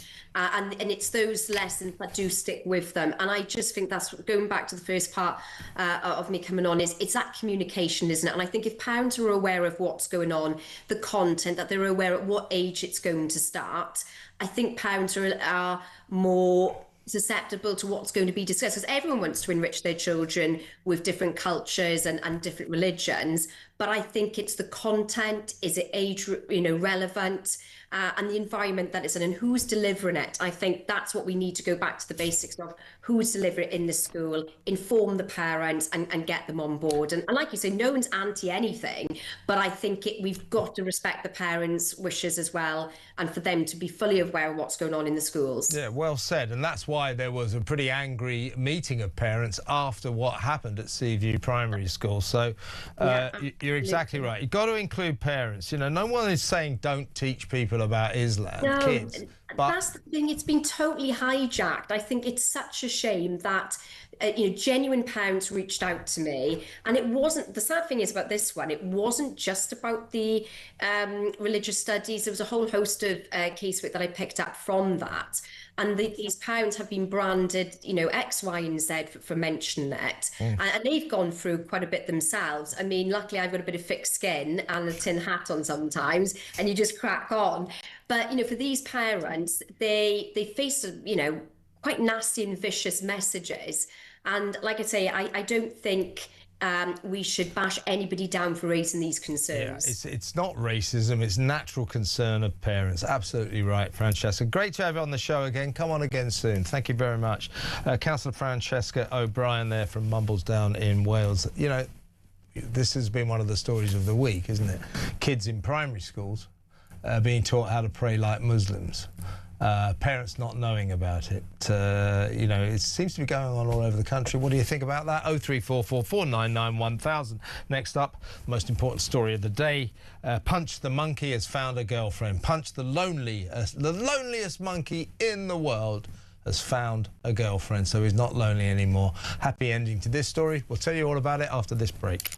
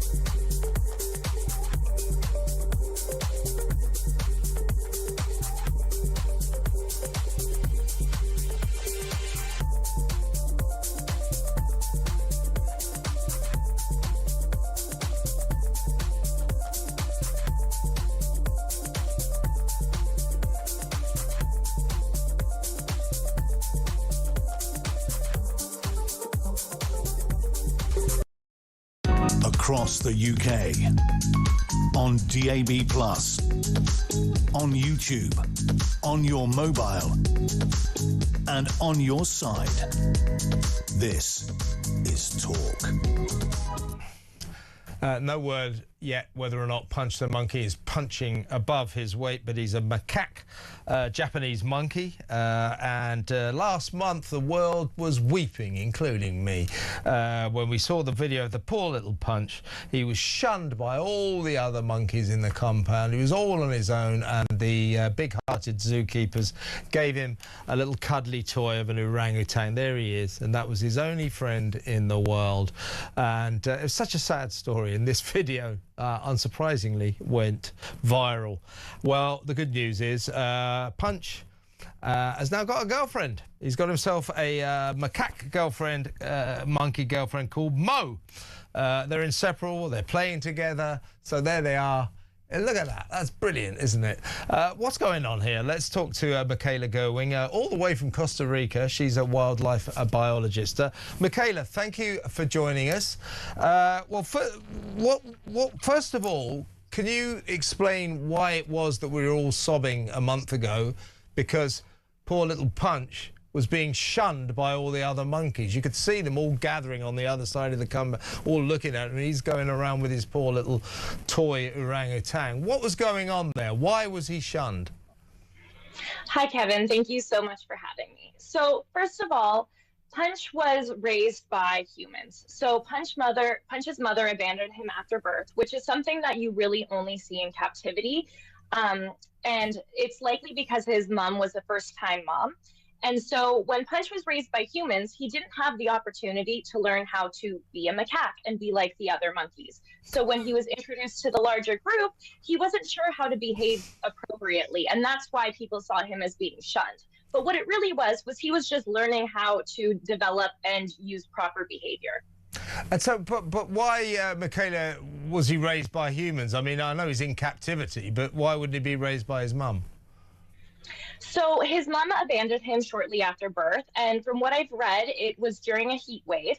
And this happens only in captivity with Japanese macaques in about 7% of moms and babies. And this is something that you won't see in the wild and is likely due to the high stress of captivity, and also might have been due to the stress of the heat wave during the time when Punch was born. So his mother abandoned him, had no interest in raising him. So in order for him to survive, the zookeepers took on that role and hand-reared him, feeding him bottles instead of him breastfeeding as he normally would in the wild. Well, we're watching this heartbreaking stuff, but if we've got the other video of him with Mo, his girlfriend, I mean, this looks like true love. I mean, they're really, you know, cuddling up here. So what has happened here then, Michaela?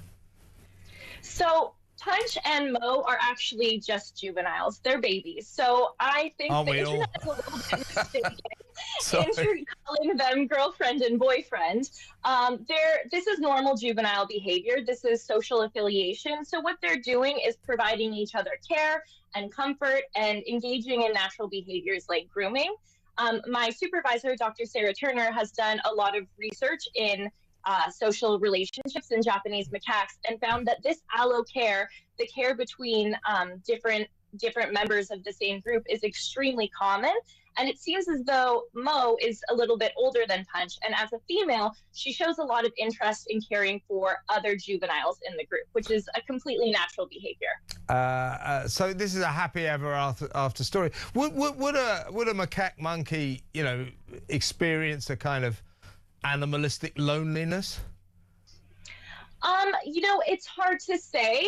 So what we try to do as researchers is try not to anthropomorphize, which means giving human emotions. I know you do. Yeah, I'm trying to get you to anthropomorphize. It was very clear that Punch was seeking comfort and seeking the attention and care of other animals, which at first he wasn't able to find because he didn't really know how to behave like a macaque. But what he now has found is companionship in the other monkeys and has found playmates, which is incredibly important for juveniles in order for them to develop socially and emotionally. So he's really found a friend in Mo, although I would not classify it as a girlfriend because they are indeed just babies. Well, I'm classifying it as a girlfriend because I'm a journalist, and you know, it makes a good story. But this is funny, Michaela, that old Punch has now become a kind of superstar, and the zoo in Japan, where he comes from, is making a fortune selling Punch merchandise. So you know, every story has a happy ending, right? Absolutely, it does. Absolutely. Well, Michaela, you're in a lovely country, and it was lovely of you to come on. Thank you so much. Excellent stuff. Michaela Gerwing there, wildlife biologist, all the way from Costa Rica. Get on the phone, let me know. Do you like a love story like that? The Romeo and Juliet of the simian world, the Romeo and Juliet of monkeys, Punch and Mo. 0344 499 1000. That is my favourite story of the day, if not the week, if not the year. Right, let's go to break. When we come back, we're going to talk about sport with the sports news editor at The Sun, Jake Sanders. Find out what's going to be on the back pages of that fine newspaper tomorrow. So that next, stay tuned.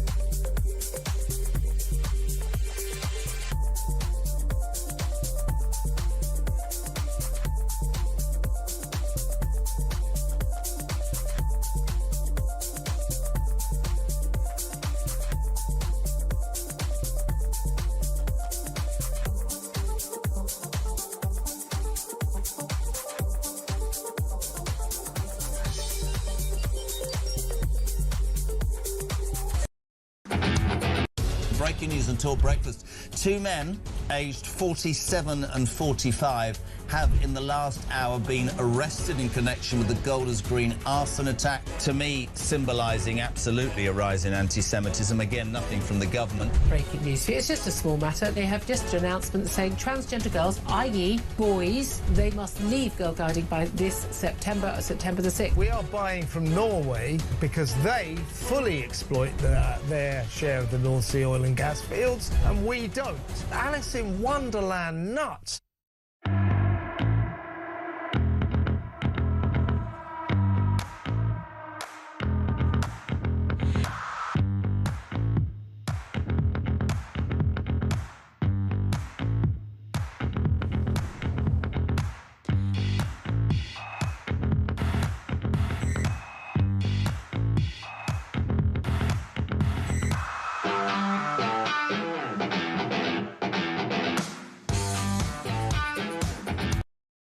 Across the UK, on DAB+, on YouTube, on your mobile, and on your side. This is Talk. Welcome back. Sports news editor at The Sun, Jake Sanders, is in the studio. Welcome, Jake. Well, England tonight, friendly game, preview game against Uruguay. We don't know the team yet. Any predictions of who might be in? Kane, Saka, of course, Gordon, Rice? Well, Kane, Saka, Gordon, Rice and most of the players whose teams are still in Europe are not linking up until after this game. So Tuchel's named a massive squad, and I think it's 10 or 11 players are going to link up after this game for the game against Japan. So we're going to get the B team. So it's a weakened team, so it's basically an audition for, you know, some of the sort of second-string players, as some would put it, to sort of stake their claim. Palmer, maybe, Rashford, Solanke, Calvert-Lewin, those kind of guys to really sort of step up to the plate and, you know, earn their spot on the plane to America. Maguire could play, yeah. So he's obviously Man United are not in Europe, and Maguire's been away for 2 years now. He's back in the frame, so big chance for Maguire to secure his place in the squad for the World Cup. Yeah, interesting stuff. I mean, right, let's move on to the next story, because this bears a lot of discussion. We're going to talk more about Tuchel and England, but you know the drill. I can't get my head around this story. I'm a Fulham fan, as you may have noticed, folks. So Roy Hodgson, I won't hear a word against him. He's a legend down at Craven Cottage. Took us almost to European glory. Saved us once from certain relegation. I still can't. 2008 wasn't it? I still can't work out how we didn't get relegated there. It was the most amazing escape in footballing history. So we love him at Fulham. But he's coming back into management. Of course, he subsequently became England manager. Frankly, not a very good one. 1-0 to Iceland. Remember that? Yeah. So he, and by that I mean Iceland 1, England 0. So he's coming back into football. He's going to become the manager of Bristol City. He's 78. What's going on?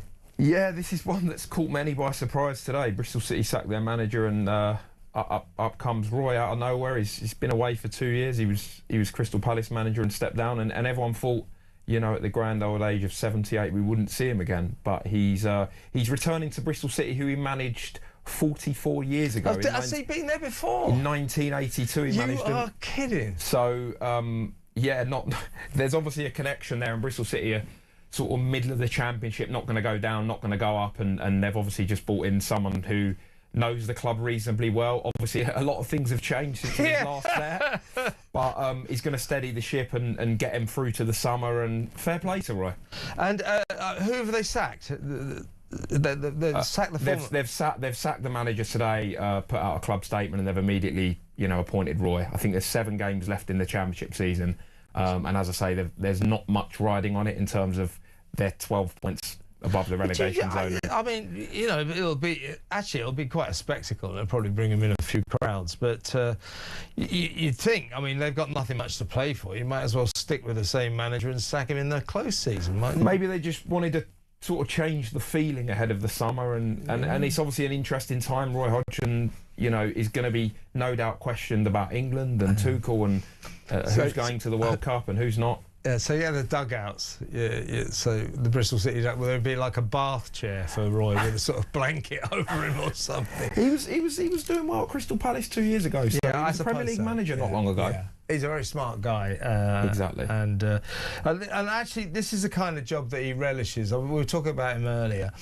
He was always the kind of manager to take on a middling or struggling club. When the chips good are at down. that. When he got Liverpool, Yeah. that wasn't really his forte, I don't think. The big clubs were not for him. He did well at your West Broms, Fulhams, Palaces. Exactly right, those kind of exactly clubs, right. so Are you saying that Fulham are not one of the top clubs? You better not be. No, you're absolutely right. You're absolutely right. Arsenal's trophy push given a big boost after Gyökeres scores a hat-trick for Sweden, did he? Quite interesting as well, because Sweden are being managed by Graham Potter, who has now led them to the playoff final on Tuesday. And if they win that, they are at the World Cup. And obviously Graham Potter started this season as West Ham manager, which seems like years ago. Yeah. And he also was Brighton manager before that and had Victor Gyökeres on his books at Brighton, but he never played a single minute in the Premier League under him. That's right, he didn't like him. He didn't. He played a few cup games, eventually loaned him out to Coventry, and now, you know, sort of blast from the past. Two things have come together, and, you know... Do you think Graham Potter's overrated? I think maybe it's similar to what you sort of mentioned with Hodgson. He did well with Brighton. Yeah, he's a lowly club manager. He struggled with West Ham. He did well in Sweden. Terrible at Chelsea, wasn't he didn't do well at Chelsea, so maybe, you know, it's sort of a big fish in a small pond, and when he went to the big club like Chelsea, he struggled. Yeah. Now there's the sports roundup, football roundup. Don't you hate international weeks? Not when my team are not doing so well. I'm happy for it to be international break. Yeah. See, I was talking to Jason Cundy about that. He said, "Yeah, I do, mate." And I said, "Yeah, great. You know what? The only thing I like about international breaks is if your team win in the weekend before them." How's it going for you, Jason? Chelsea fan. Exactly. Yeah.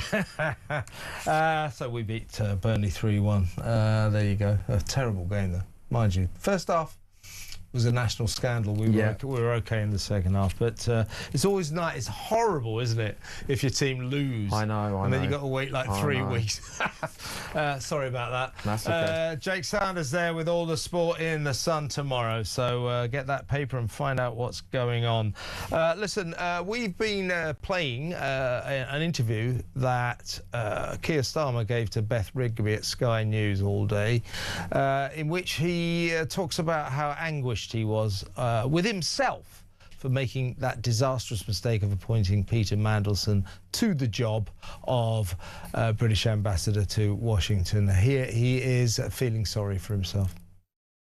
Nobody has been harder on me in relation to the mistake I made there than me. And I'll tell you for why. I've spent years trying to deal with violence against women and girls. And as I look back at it now and the mistake I make, I've been really hard on myself. In the immediate days after this all came out, I was particularly hard on myself. So, yeah, everybody else was criticising, I guess, all that. But nobody was criticising me more than myself. And I hate the fact I made that mistake. And I dwell on it. I beat myself up about it. It's certainly not a mistake I'd ever repeat. But there's no criticism anybody else can level at me that will be as harsh as the criticism I've dished out for myself. Yeah, I've got news for you, Starmer. Most of us are criticising you a lot more than you criticised yourself. Seriously. What about the victims of Jeffrey Epstein? Why did you give Jeffrey Epstein's best friend that key job? Why did you do that? Why did you ignore the victims of Peter Mandelson's best pal, Jeffrey Epstein, the girls that he exploited? Why did you do that? 03444991000. That's for you. You can ring in, Keir, if you like. Hello, it's Keir Starmer here. No, let's go to the phones. I'm happy to announce that Keir Starmer is not on the phone. Let's talk to Josie in Leicester. Hi, Josie. Hiya, how are you? I'm very well. I'm very well. You want to talk about this Afghani asylum seeker rapist? Yeah, well, let's just go back to what we just listened about Starmer first. All right, you tell me what you think. If he's really, really that sorry and that. Oh, condole. Oh, look at me. Please feel sorry for me. I made a mistake. Blah, blah, blah. It'll stop those boats. It'll get rid of these men out of our country. And that's the biggest problem. I'm sorry, Kev, right? You know, I'm British Asian, okay? And I've never seen this country so bad. And it's so bad. Culturally, so bad. So bad. I mean, that's a sort of generic word, but I know exactly what you mean. But Kev, right, listen, right, I feel uncomfortable. I'm not used to surrounded by people like this. You know, what's going on? We're pandering to them. You know, let them have, you know, we've served everybody so well in this country, as in, you know, it was not, and slowly, they're taking our British values away from us. Who the hell did they think we all are? But that's a good thing you're saying there, Josie, because that's what these people, like this awful monster Afghan asylum seeker, rapist, they don't have British values. They don't know about British values, and one of our sacred values is we respect women and children. This guy took a 12-year-old kid off a children's swing. It just beggars belief, doesn't it? It's sick. But you know, one thing I want, you know, when reform, please get in. When they do get in, build a prison like is it Alcatraz? Yeah, why not Alcatraz? Let's bring back Alcatraz. Josie, listen, I've got to go because it's the news, but really enjoyed that phone call. You call me again, yeah? Josie in Leicester, making some sense if you ask me. We're going to go through some of the big stories after the 6 o'clock news with Benedict Spence. So stick around. See you in a minute.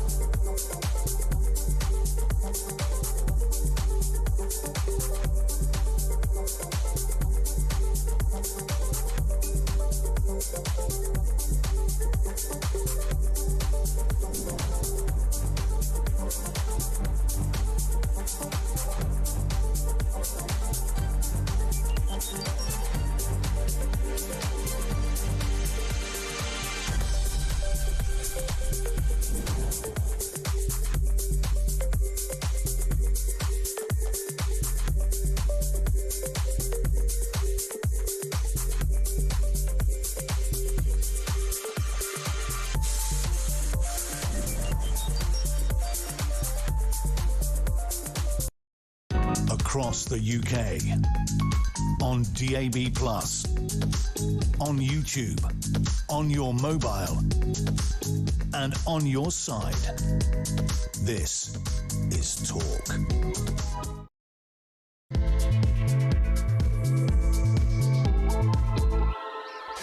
Welcome back. In about 20 minutes, we'll be going down to, across to Texas to talk to our man in America, Harry Cole, who's at the CPAC conference. That's a conference of America's conservative, small c. But we need to get his take on what's going on with Donald Trump and Donald Trump's war. He's just said that he won't, after all, be bombing Iran's oil supplies yet. He's giving them another 10 days. He says he's negotiating with mysterious people. Can't say who they are in case they get killed.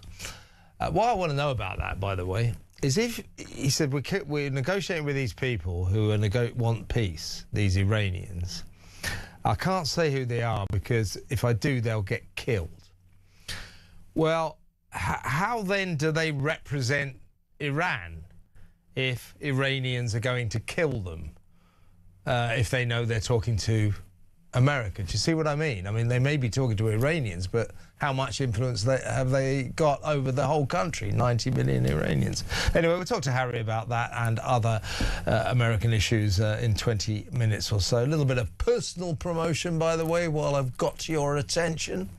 If you go to YouTube anytime you like, my show Plank of the Week is on.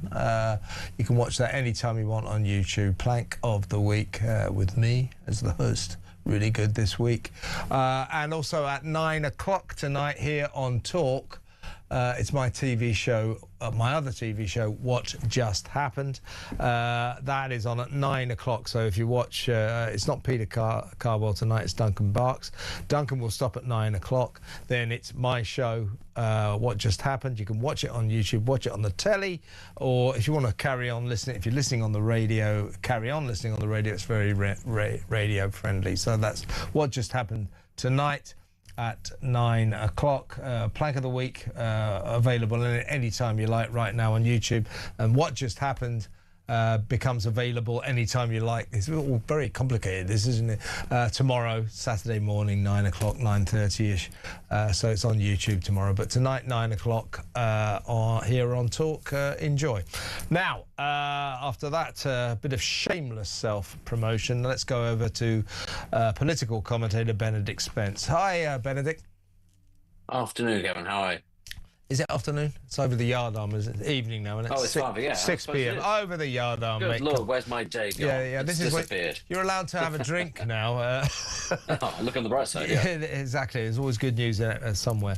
Now, let's first of all, shall we talk? I asked my audience earlier. I think you'll get the gist of this question. I said, give me a call, 0344 499 1000. Can you think of anyone less deserving of a peerage than the pipsqueak London Mayor Sadiq Khan? I've got a few suggestions here for you. We've got Lord Ed Miliband. This is from John Roberts in Germany. He says, Lord Ed Miliband, Lord David Lammy, Lord Mandelson. Oh, he's already got one. We've got Lord Gary Lineker, Lord Hugh Edwards, and so on and so forth. But you get the gist of what these people are saying.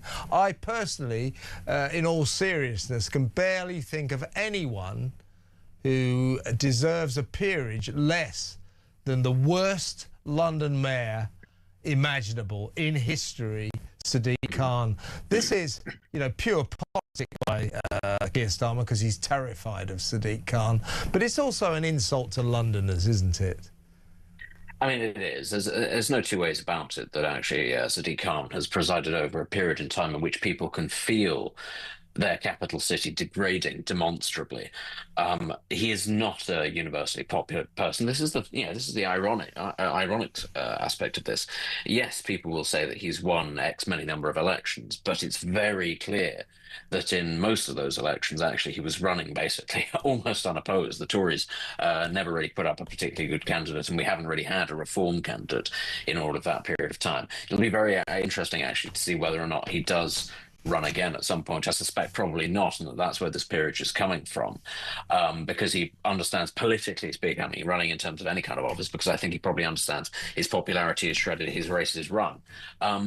Less deserving people. I mean, your listeners have emailed in a couple of suggestions that are pretty good. There's a few pretty awful Labour frontbenchers out there who could all stake a claim. I suppose, ironically, there's also quite a lot of former Labour frontbenchers who are currently in the Lords, who I think, you could also look at and go, good Lord, how on earth did we get here? But it is simply another of those examples of somebody who's curried favour with the Prime Minister, or who the Prime Minister wants to sort of placate, getting a gong.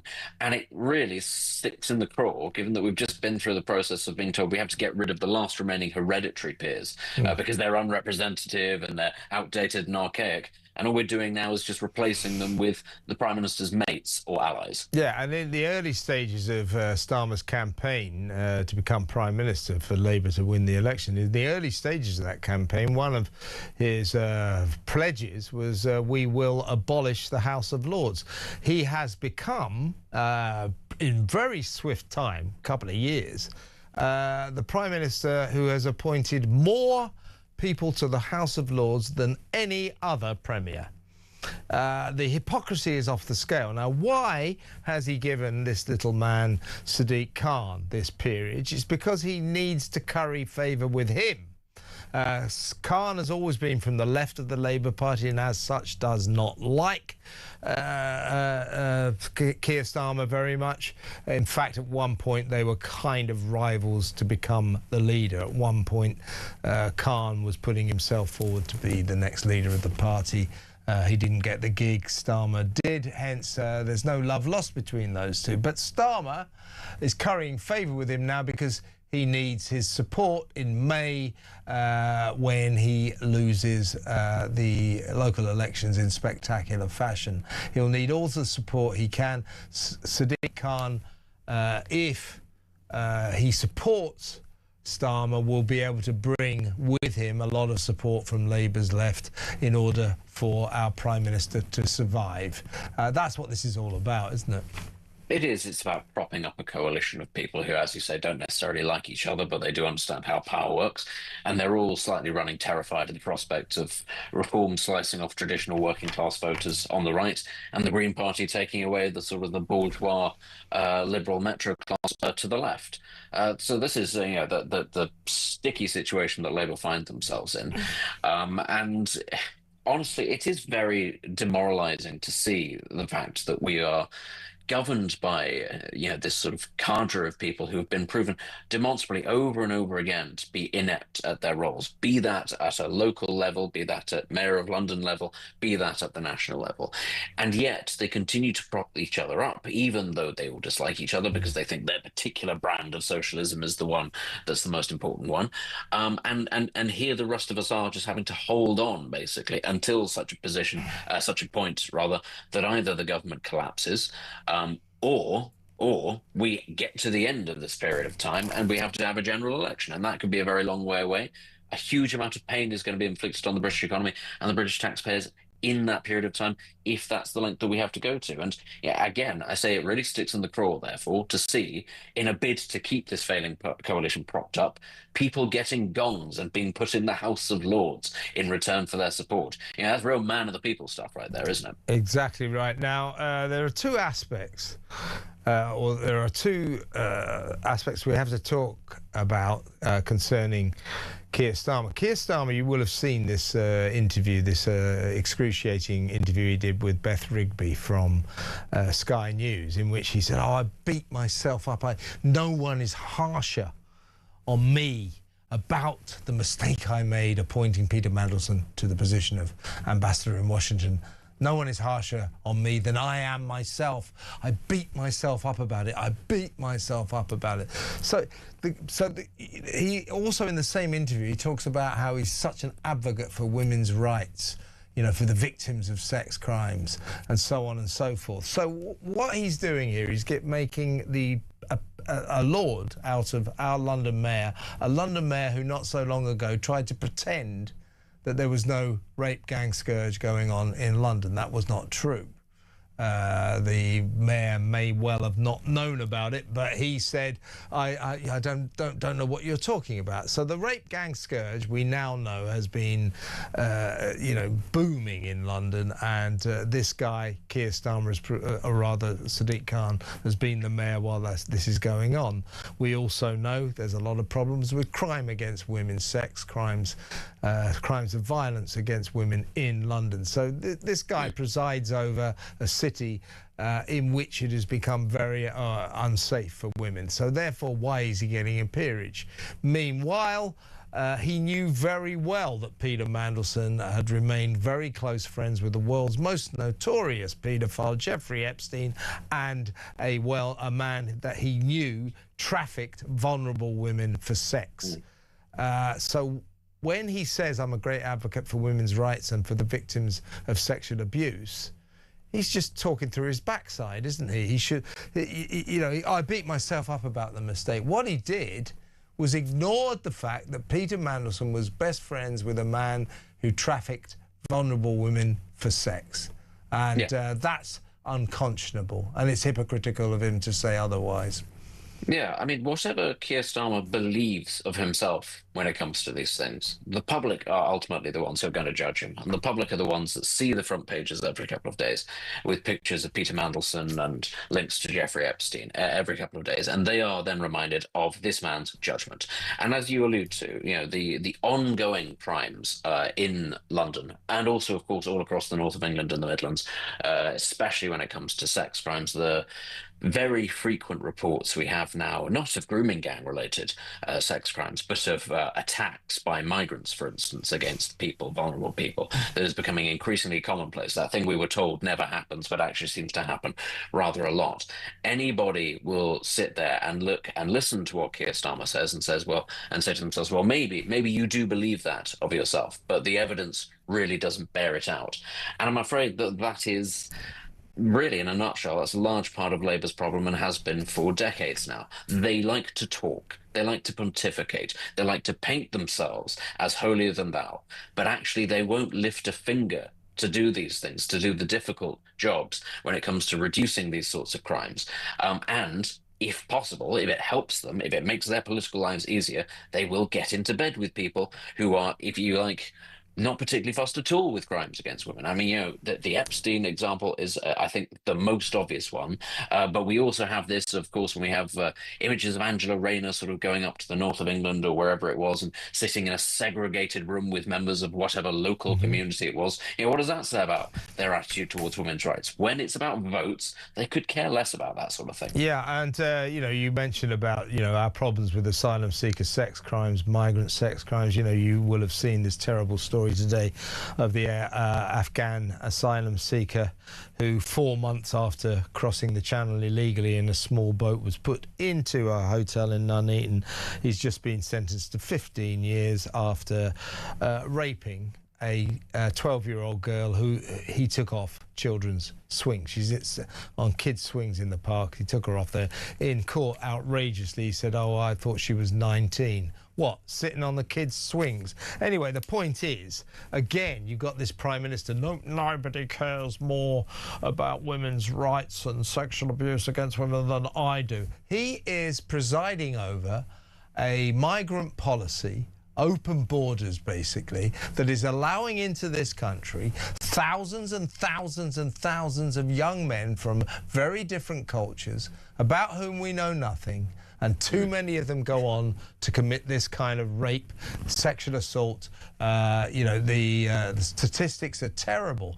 The disproportion in the percentage of sex crimes committed by asylum seekers, migrants and foreign nationals compared to British nationals is off the scale. So he's presiding over a policy that I would suggest, actually I will damn well state, puts the women and children, women in this country at risk, puts them in danger, and he says he cares about women's safety. He doesn't bear that out, does he?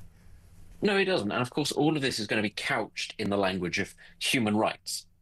We have to allow these people into this country because it's against their human rights not to. We have to keep them in this country because it's against their human rights to deport them. That is always how it is sort of framed. And it's terribly difficult to send these people back because we don't have reciprocal agreements with their countries and all that sort of nonsense. The reality is, when you hear that, what that tells you is that our government and the people in charge of these decisions care more about people outside of the country than people who are members of this country. And this is, I'm afraid, where the concept of democracy actually breaks down.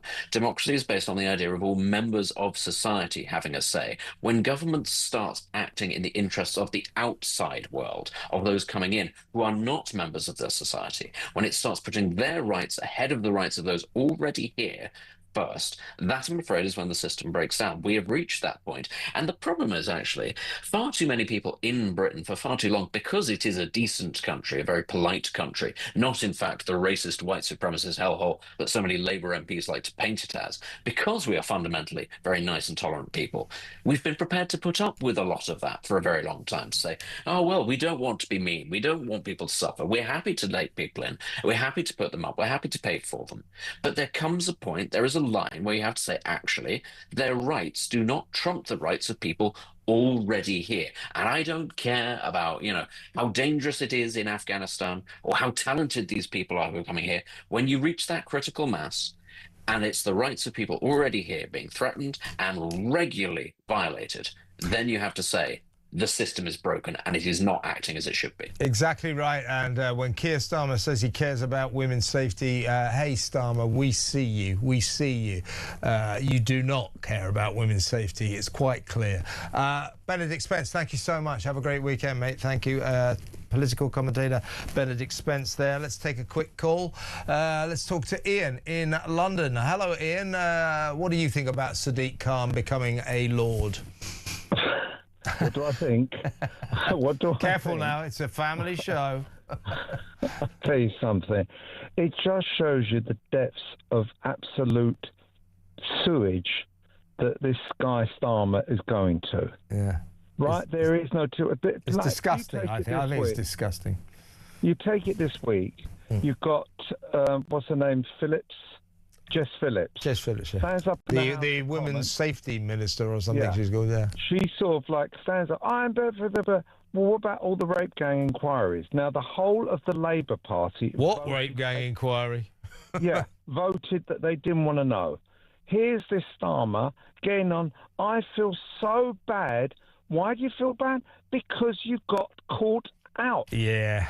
That's a good point. It's got absolutely nothing to do with the That's a good point. Yeah. You got caught out. And more to the point, I just hope, I really hope, and again with like that, what's her name? Beth Rigby. She is just a puppet for him.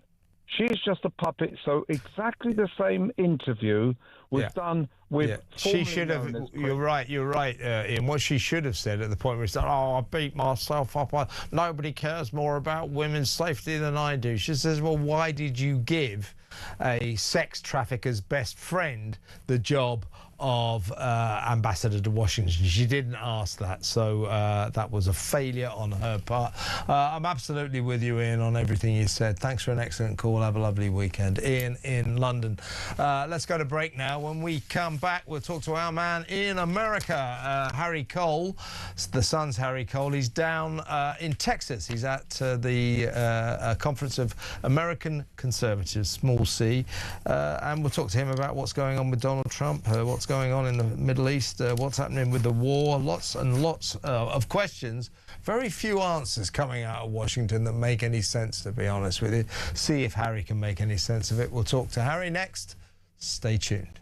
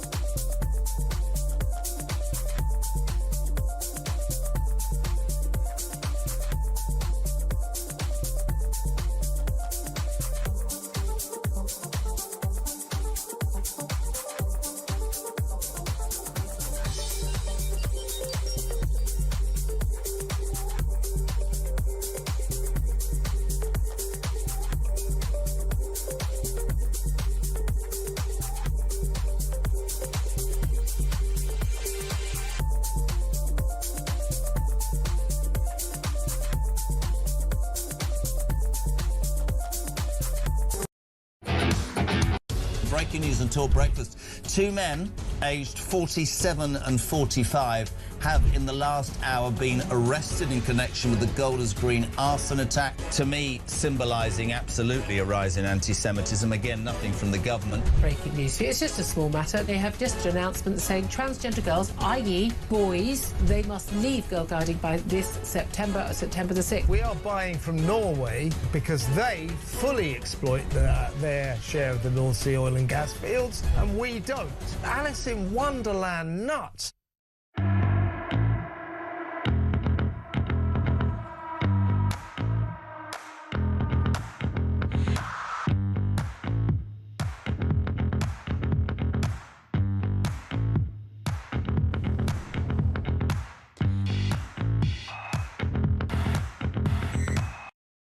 Across the UK, on DAB+, on YouTube, on your mobile, and on your side. This is Talk. Welcome back. Let's go straight over to Dallas, Texas, to talk to the Sun's editor-at-large, host of Harry Cole Saves the West. That's on YouTube anytime you like, folks. Funny enough, his name is Harry Cole. Welcome, Harry. Hello, Kev. How are you? I'm good, mate. How's things in Dallas? Well, it's actually rather pleasant, nice and sunny. It's my first time in Texas, actually, so I'm quite enjoying it. First time I went to Dallas, I was on a story when I was based over in the States, and I was just going back to the airport in the taxi, and I thought to myself, I should go and see the grassy knoll, you know, where the assassination happened. So I said to the taxi driver, where is this grassy knoll and the bookstore? He said, it's there. We were literally there. And I go, oh yeah. So it's a town steeped in history. I suggest you go and have a look. That's my Saturday morning plans. Yeah, you've got to go and have a look. It's an extraordinary place. Now, you're at this CPAC conference, which is a sort of conference of American conservatives, small C's. What's the take down there on what the hell is going on with the war in the Middle East? Now, there are something like 60,000 American troops who are always based in the Middle East. It looks as if the president, Trump, is in the process of sending about 10,000 more. He's just given Iran a sort of stay of execution, if you like. He said, well, actually, I won't bomb your oil supplies yet. I'll give you another 10 days. But if you don't open the Strait of Hormuz, all hell is going to break loose. But it looks as if he's planning for some kind of land invasion, boots on the ground. What's the feeling among the Conservatives that you are meeting about this clear escalation of the war and the fact it looks as if American boots on the grounds are about to happen? I have to say, I mean, here at CPAC, these are the loyalists. These people really like Donald Trump.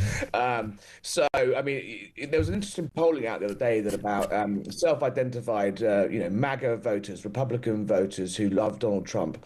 Only about 6% of them were sort of vocally opposed to the war. I mean, there's some very, very noisy podcasters and influencers and big figures on the right, your Tucker Carlsons, your Megyn Kellys, your Candace Owens, who have all come out very heavily against this war. But whether they actually carry the base, the true base, the actual voters that put Donald Trump into the White House, it's a little bit more nuanced. And actually here at Dallas, it's actually a bit of a, it's not the biggest CPAC I've ever been to. I've been coming to this for 20, sort of nearly 15 years now. This is by far the smallest one that I've ever attended.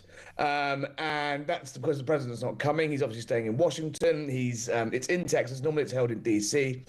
So it's a bit of a strange mood here. But overall, I think the idea of a big rift within MAGA about this is being slightly overplayed. But on the one condition is that this doesn't become a forever war. Donald Trump, he promised he would not drag America into any more, quote, forever wars in the Middle East. If this is confined to a matter of weeks, we're entering week 4 of this war tonight.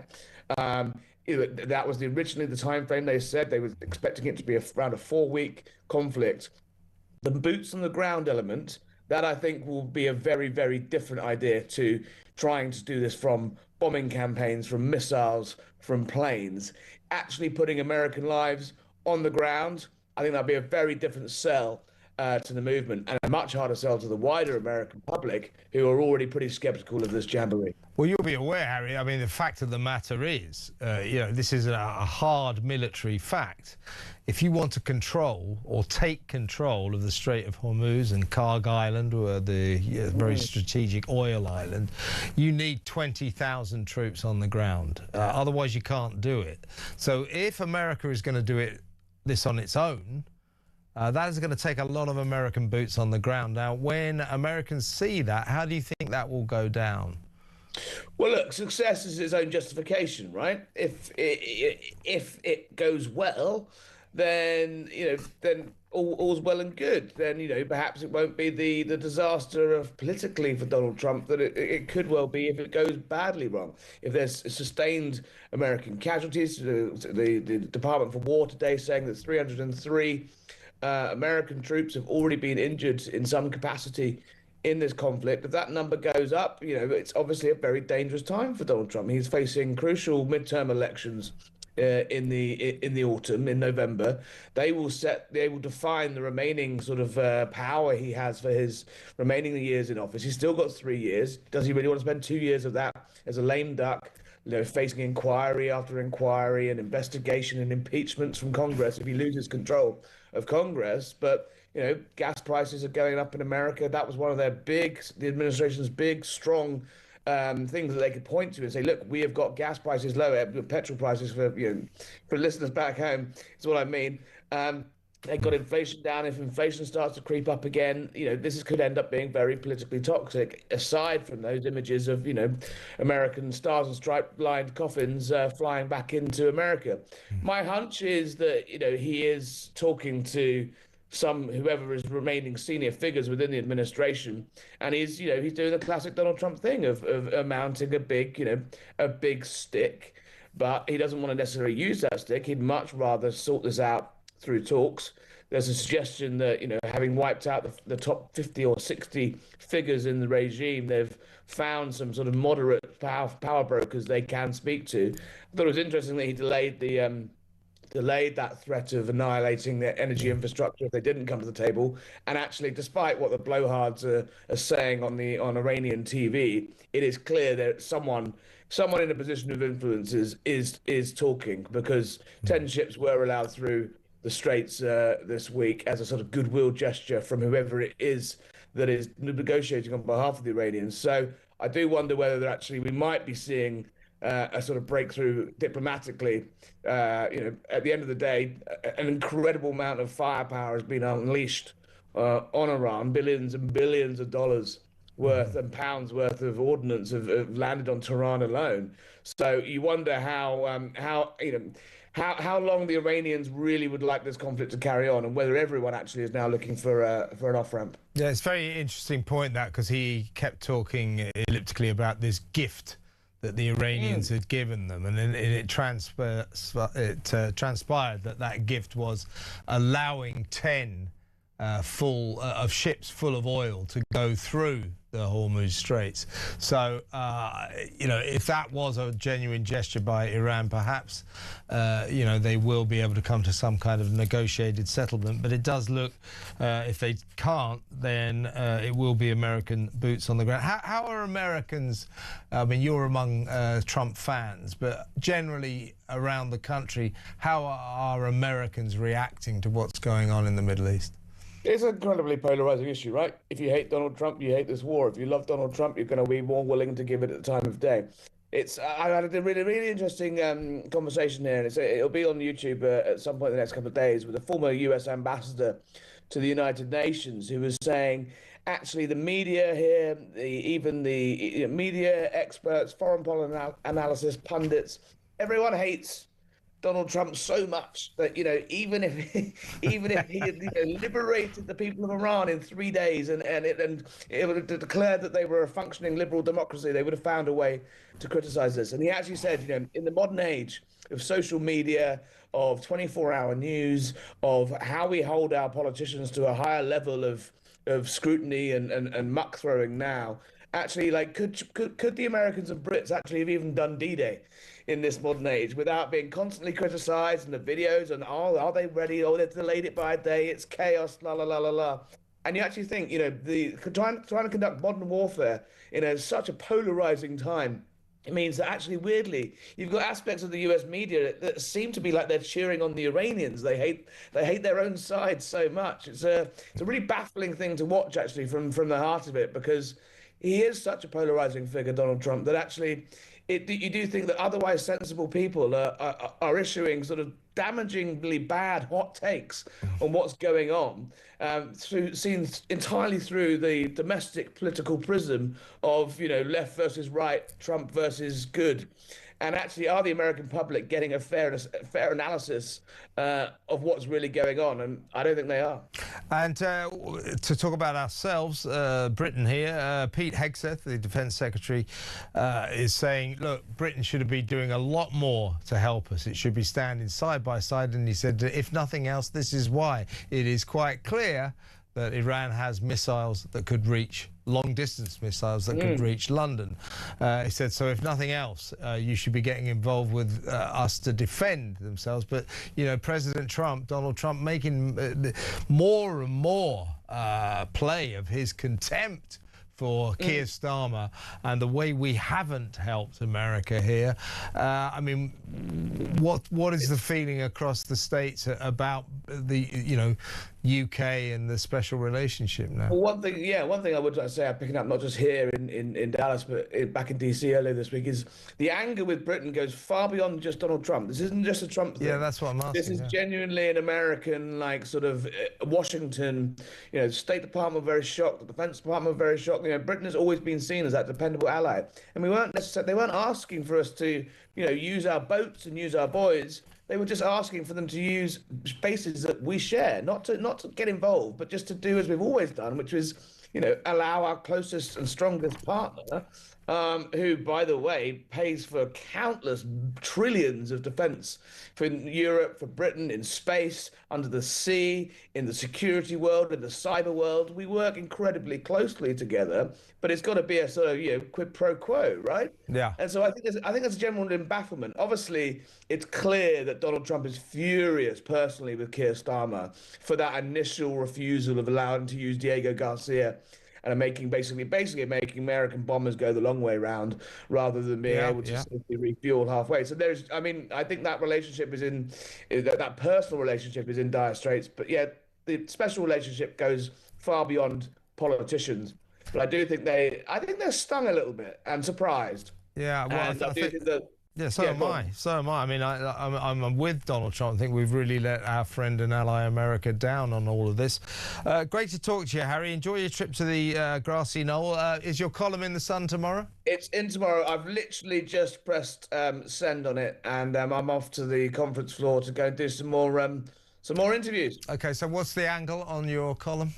Well, actually, it's interesting. It's one that's going to be a talker, I think. I'm going to upset pretty much everyone with this. It's really noticeable here because the special relationship is so bad and relationships between the Tories and even Nigel Farage is being questioned and Labour are just considered a joke. It's really quite scary to see how many people in America think that Tommy Robinson is a legitimate political prisoner and freedom fighter here. And I've put a scotch to that a little bit and a few home truths for our American friends about how he isn't actually all that he's shaped up to be. But he's here in America doing a big tour at the moment. Yeah, he is. Lots of people on the right are being taken in by him, and I think that's a dangerous position. That sounds like a column that's going to put the cat among the pigeons, Harry. I look forward to reading it. Enjoy the rest of the time in Dallas. Great to talk to you, mate. See you soon. Harry Cole there, editor-at-large of The Sun, and also he's the host of Harry Cole Saves the West, always available on YouTube.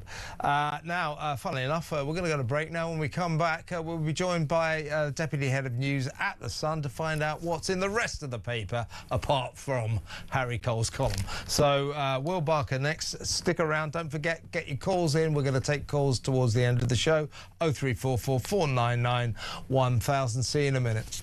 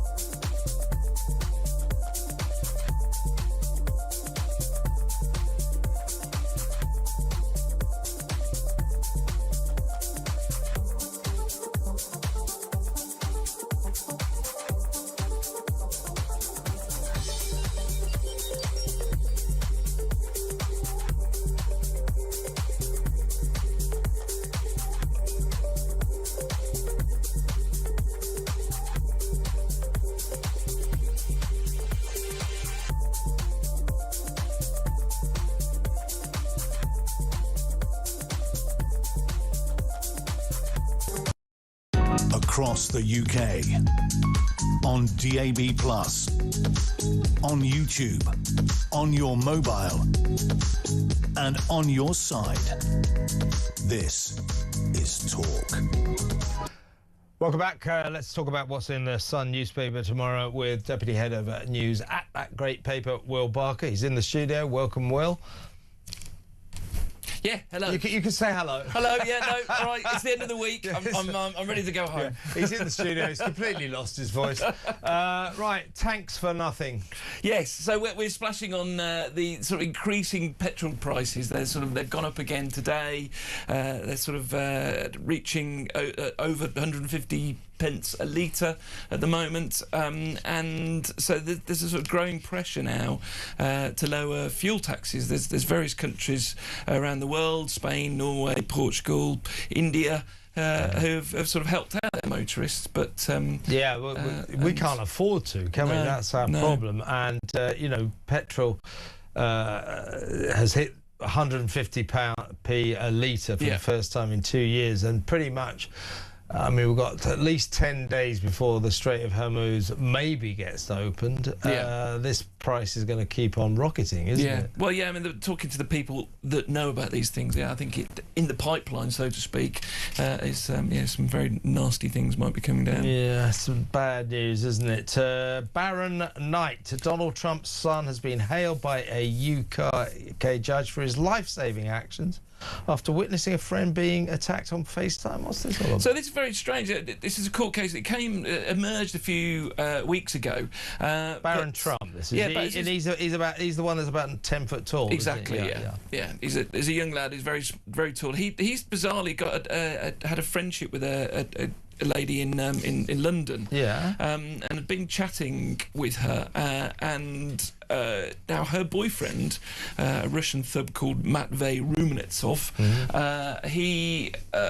the pair of them had been drinking one afternoon, and Baron tried to call her and ended up witnessing her being beaten up by. Oh my God!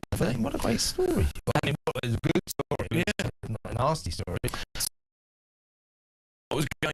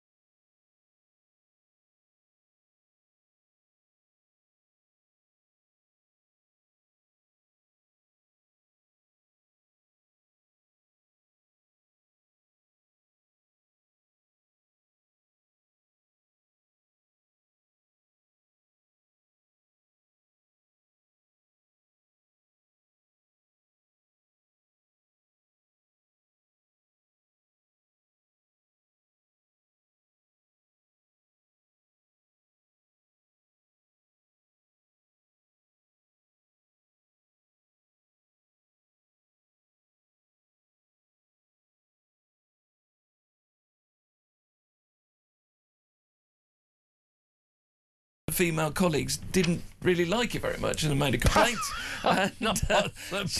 She's been found guilty of 6 sex attacks between 23 and 24,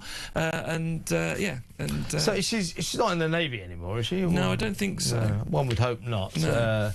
I mean, we lead every service man and woman we got, but maybe we can do without old cancer of the ship. Yeah, old able seaman Groper there.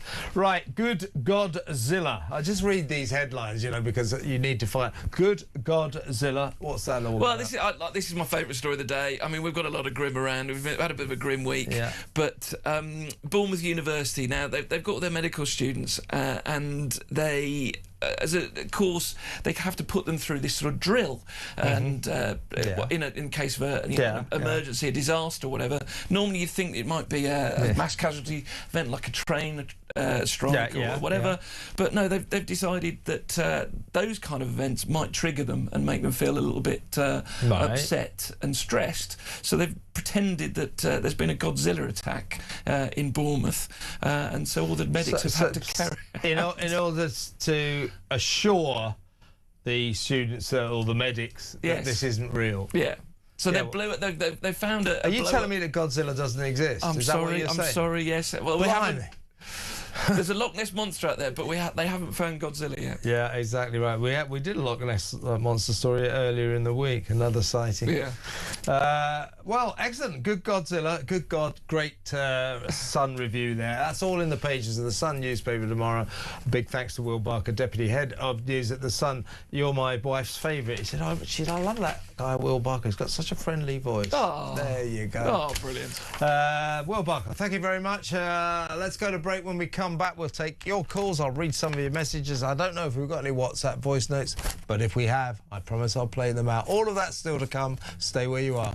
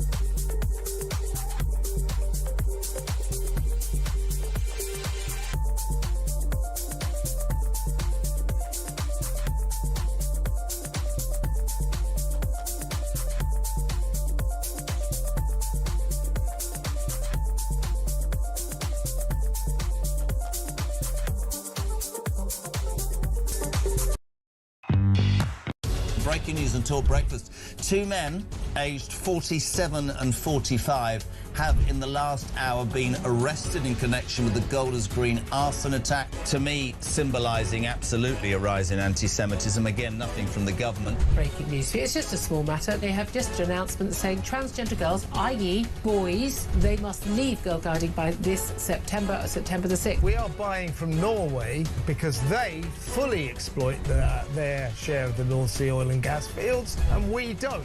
Alice in Wonderland nuts.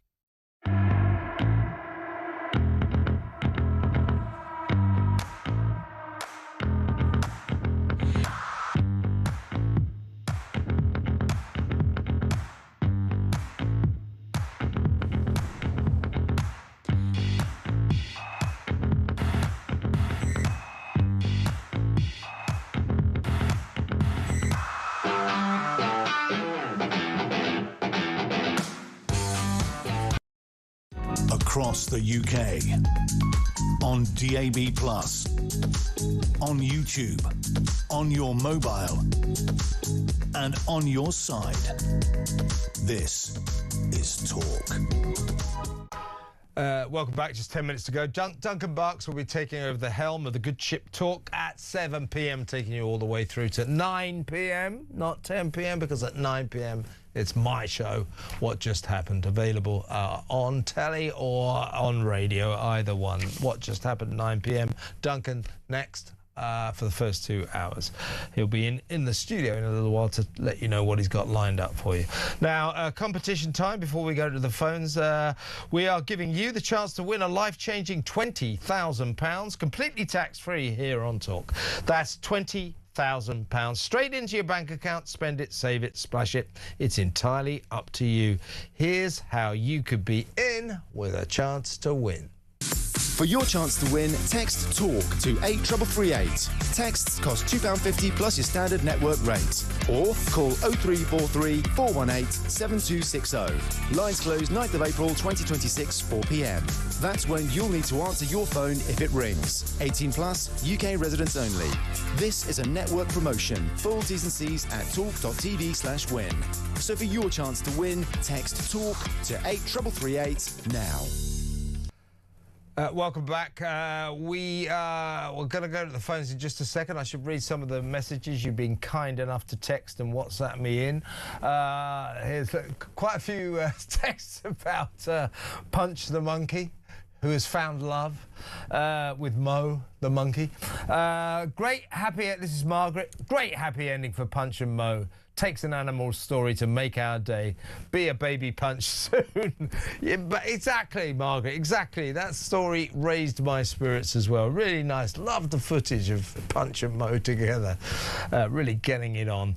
MG from Staffordshire. MG, that rings a bell. This said, I loved listening to Michaela Gerwing. That was our animals expert who came on from Costa Rica. She was brilliant with the adorable animals. Thank you, team. You are welcome, MG. Here's another one. This isn't about the monkey. This is just generally. This is from V. V says, my old sergeant major once said, the thing that annoys me most is you lot knowing you are doing wrong, but you do it anyway. That's what this government is doing. That's a good analogy. I like that. Howard says, I just wanted to vomit when I saw the clips of that Beth Rigby interview with Starmer, plus her weak handling of it. He opened the door wide open on his history, he said, of protection of girls and women. Yeah. You're right, and she didn't pick up on it. She allowed him to pretend that he was a great defender of women's safety. Well, stop letting all these foreign men into the country that you don't know anything about. Stop appointing paedophile and sex traffickers' best friends to jobs like, I don't know, ambassador to America. If you are so concerned about women's safety, Starmer, prove it, because you haven't proved it so far. You've proved the very opposite. Let's go to the phones. Let's talk to Joan in Sunderland. Joan, you don't believe that Sadiq Khan deserves a peerage. Explain why. Well, hello to you. Hi. Well, we're at that time again, Red Herring Day. Recess, what have we had? We've had jury trials, electronic IDs, class, you name it, we've had it. They want to take the heat off Starmer because it's getting a little bit hot for him, and it's just ridiculous.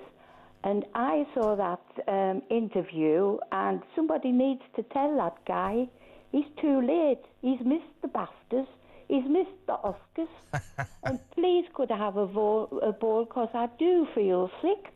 And it's not even April Fool's Day. Yeah, I know. It's, you know why he's done it? It's because come May, with the council elections, where, Labour is going to get the annihilation of all time. They're going to lose pretty much every seat. He needs Sadiq Khan, because Sadiq Khan carries with him a lot of support on the left of the Labour Party. So if Starmer is to cling on to his job, he needs someone like Sadiq Khan to galvanise the left and to support Starmer. So it's just another desperate bid by Keir Starmer to hang on to the job that he doesn't deserve. Well, you can't go any more desperate than him. Yeah, I know. It's a terrible thing to watch. Joan, thank you very much. Another excellent call. Always love talking to you. Have a lovely weekend. Let's go to Jackie in London. Hello, Jackie. Good evening. How are you? I'm all right. What would you like to say, Jackie?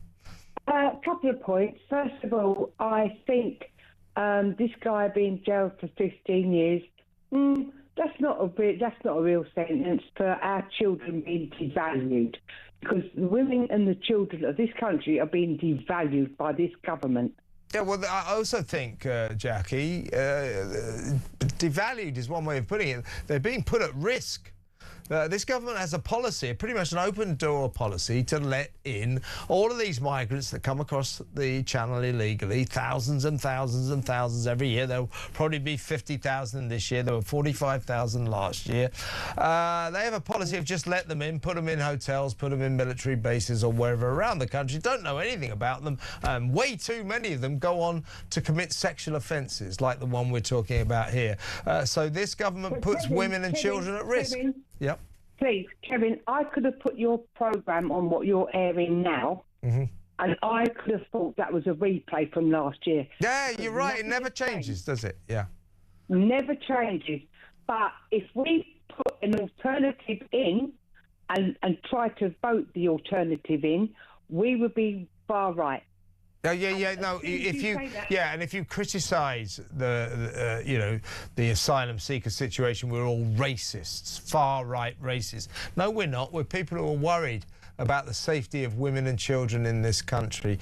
Jackie, I've got to move on, but thank you for an excellent call. Give me a call next week or a proper chat. Thank you. Have a nice weekend. Jackie in London. Let's last call. John in West Lothian.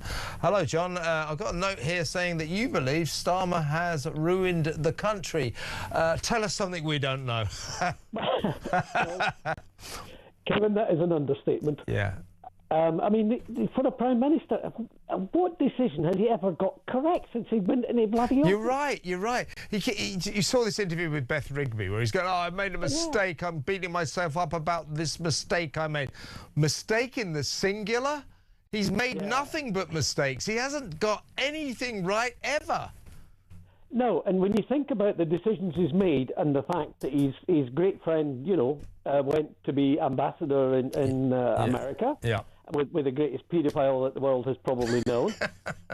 But also, when you look at who he has protected and the fact that he's not been after these grooming gangs. Yeah. The question I would ask everybody to look at is, what decisions did he make when he was director of the Crown Prosecution Service? When he makes such stupid decisions now, who's examined the decisions he made then? Well, he was, of course, the director of public prosecutions, the DPP, who didn't prosecute Jimmy Savile, who was a massive danger to women. Everything Starmer's ever done does not in any way back up his contention that he's completely, massively concerned with women's safety. It's all very well to say that, but his actions do not prove that. In fact, they prove the opposite. John, I've got to move on. The show's nearly over, but thank you for an excellent call. Have a great weekend. Give me a call next week. John in West Lothian. Duncan Bucks is in the studio. Hello, Duncan. I've been so hard with myself.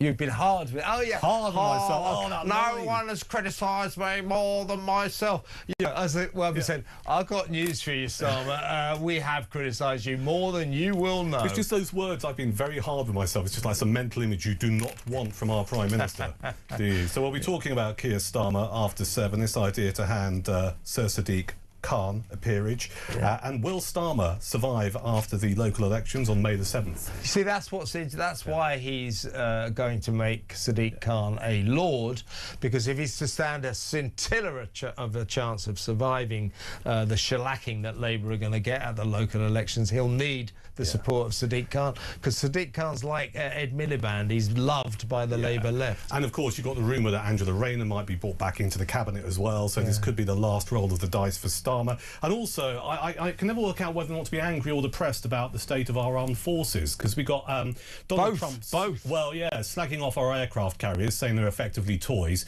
We have a delay to something called the Defence Investment Plan that was due to be out before Christmas, about 10-year future funding of the armed forces in this country. It's not appeared yet, and it's just like, what the hell is going on with our armed forces, and why don't the government take this seriously?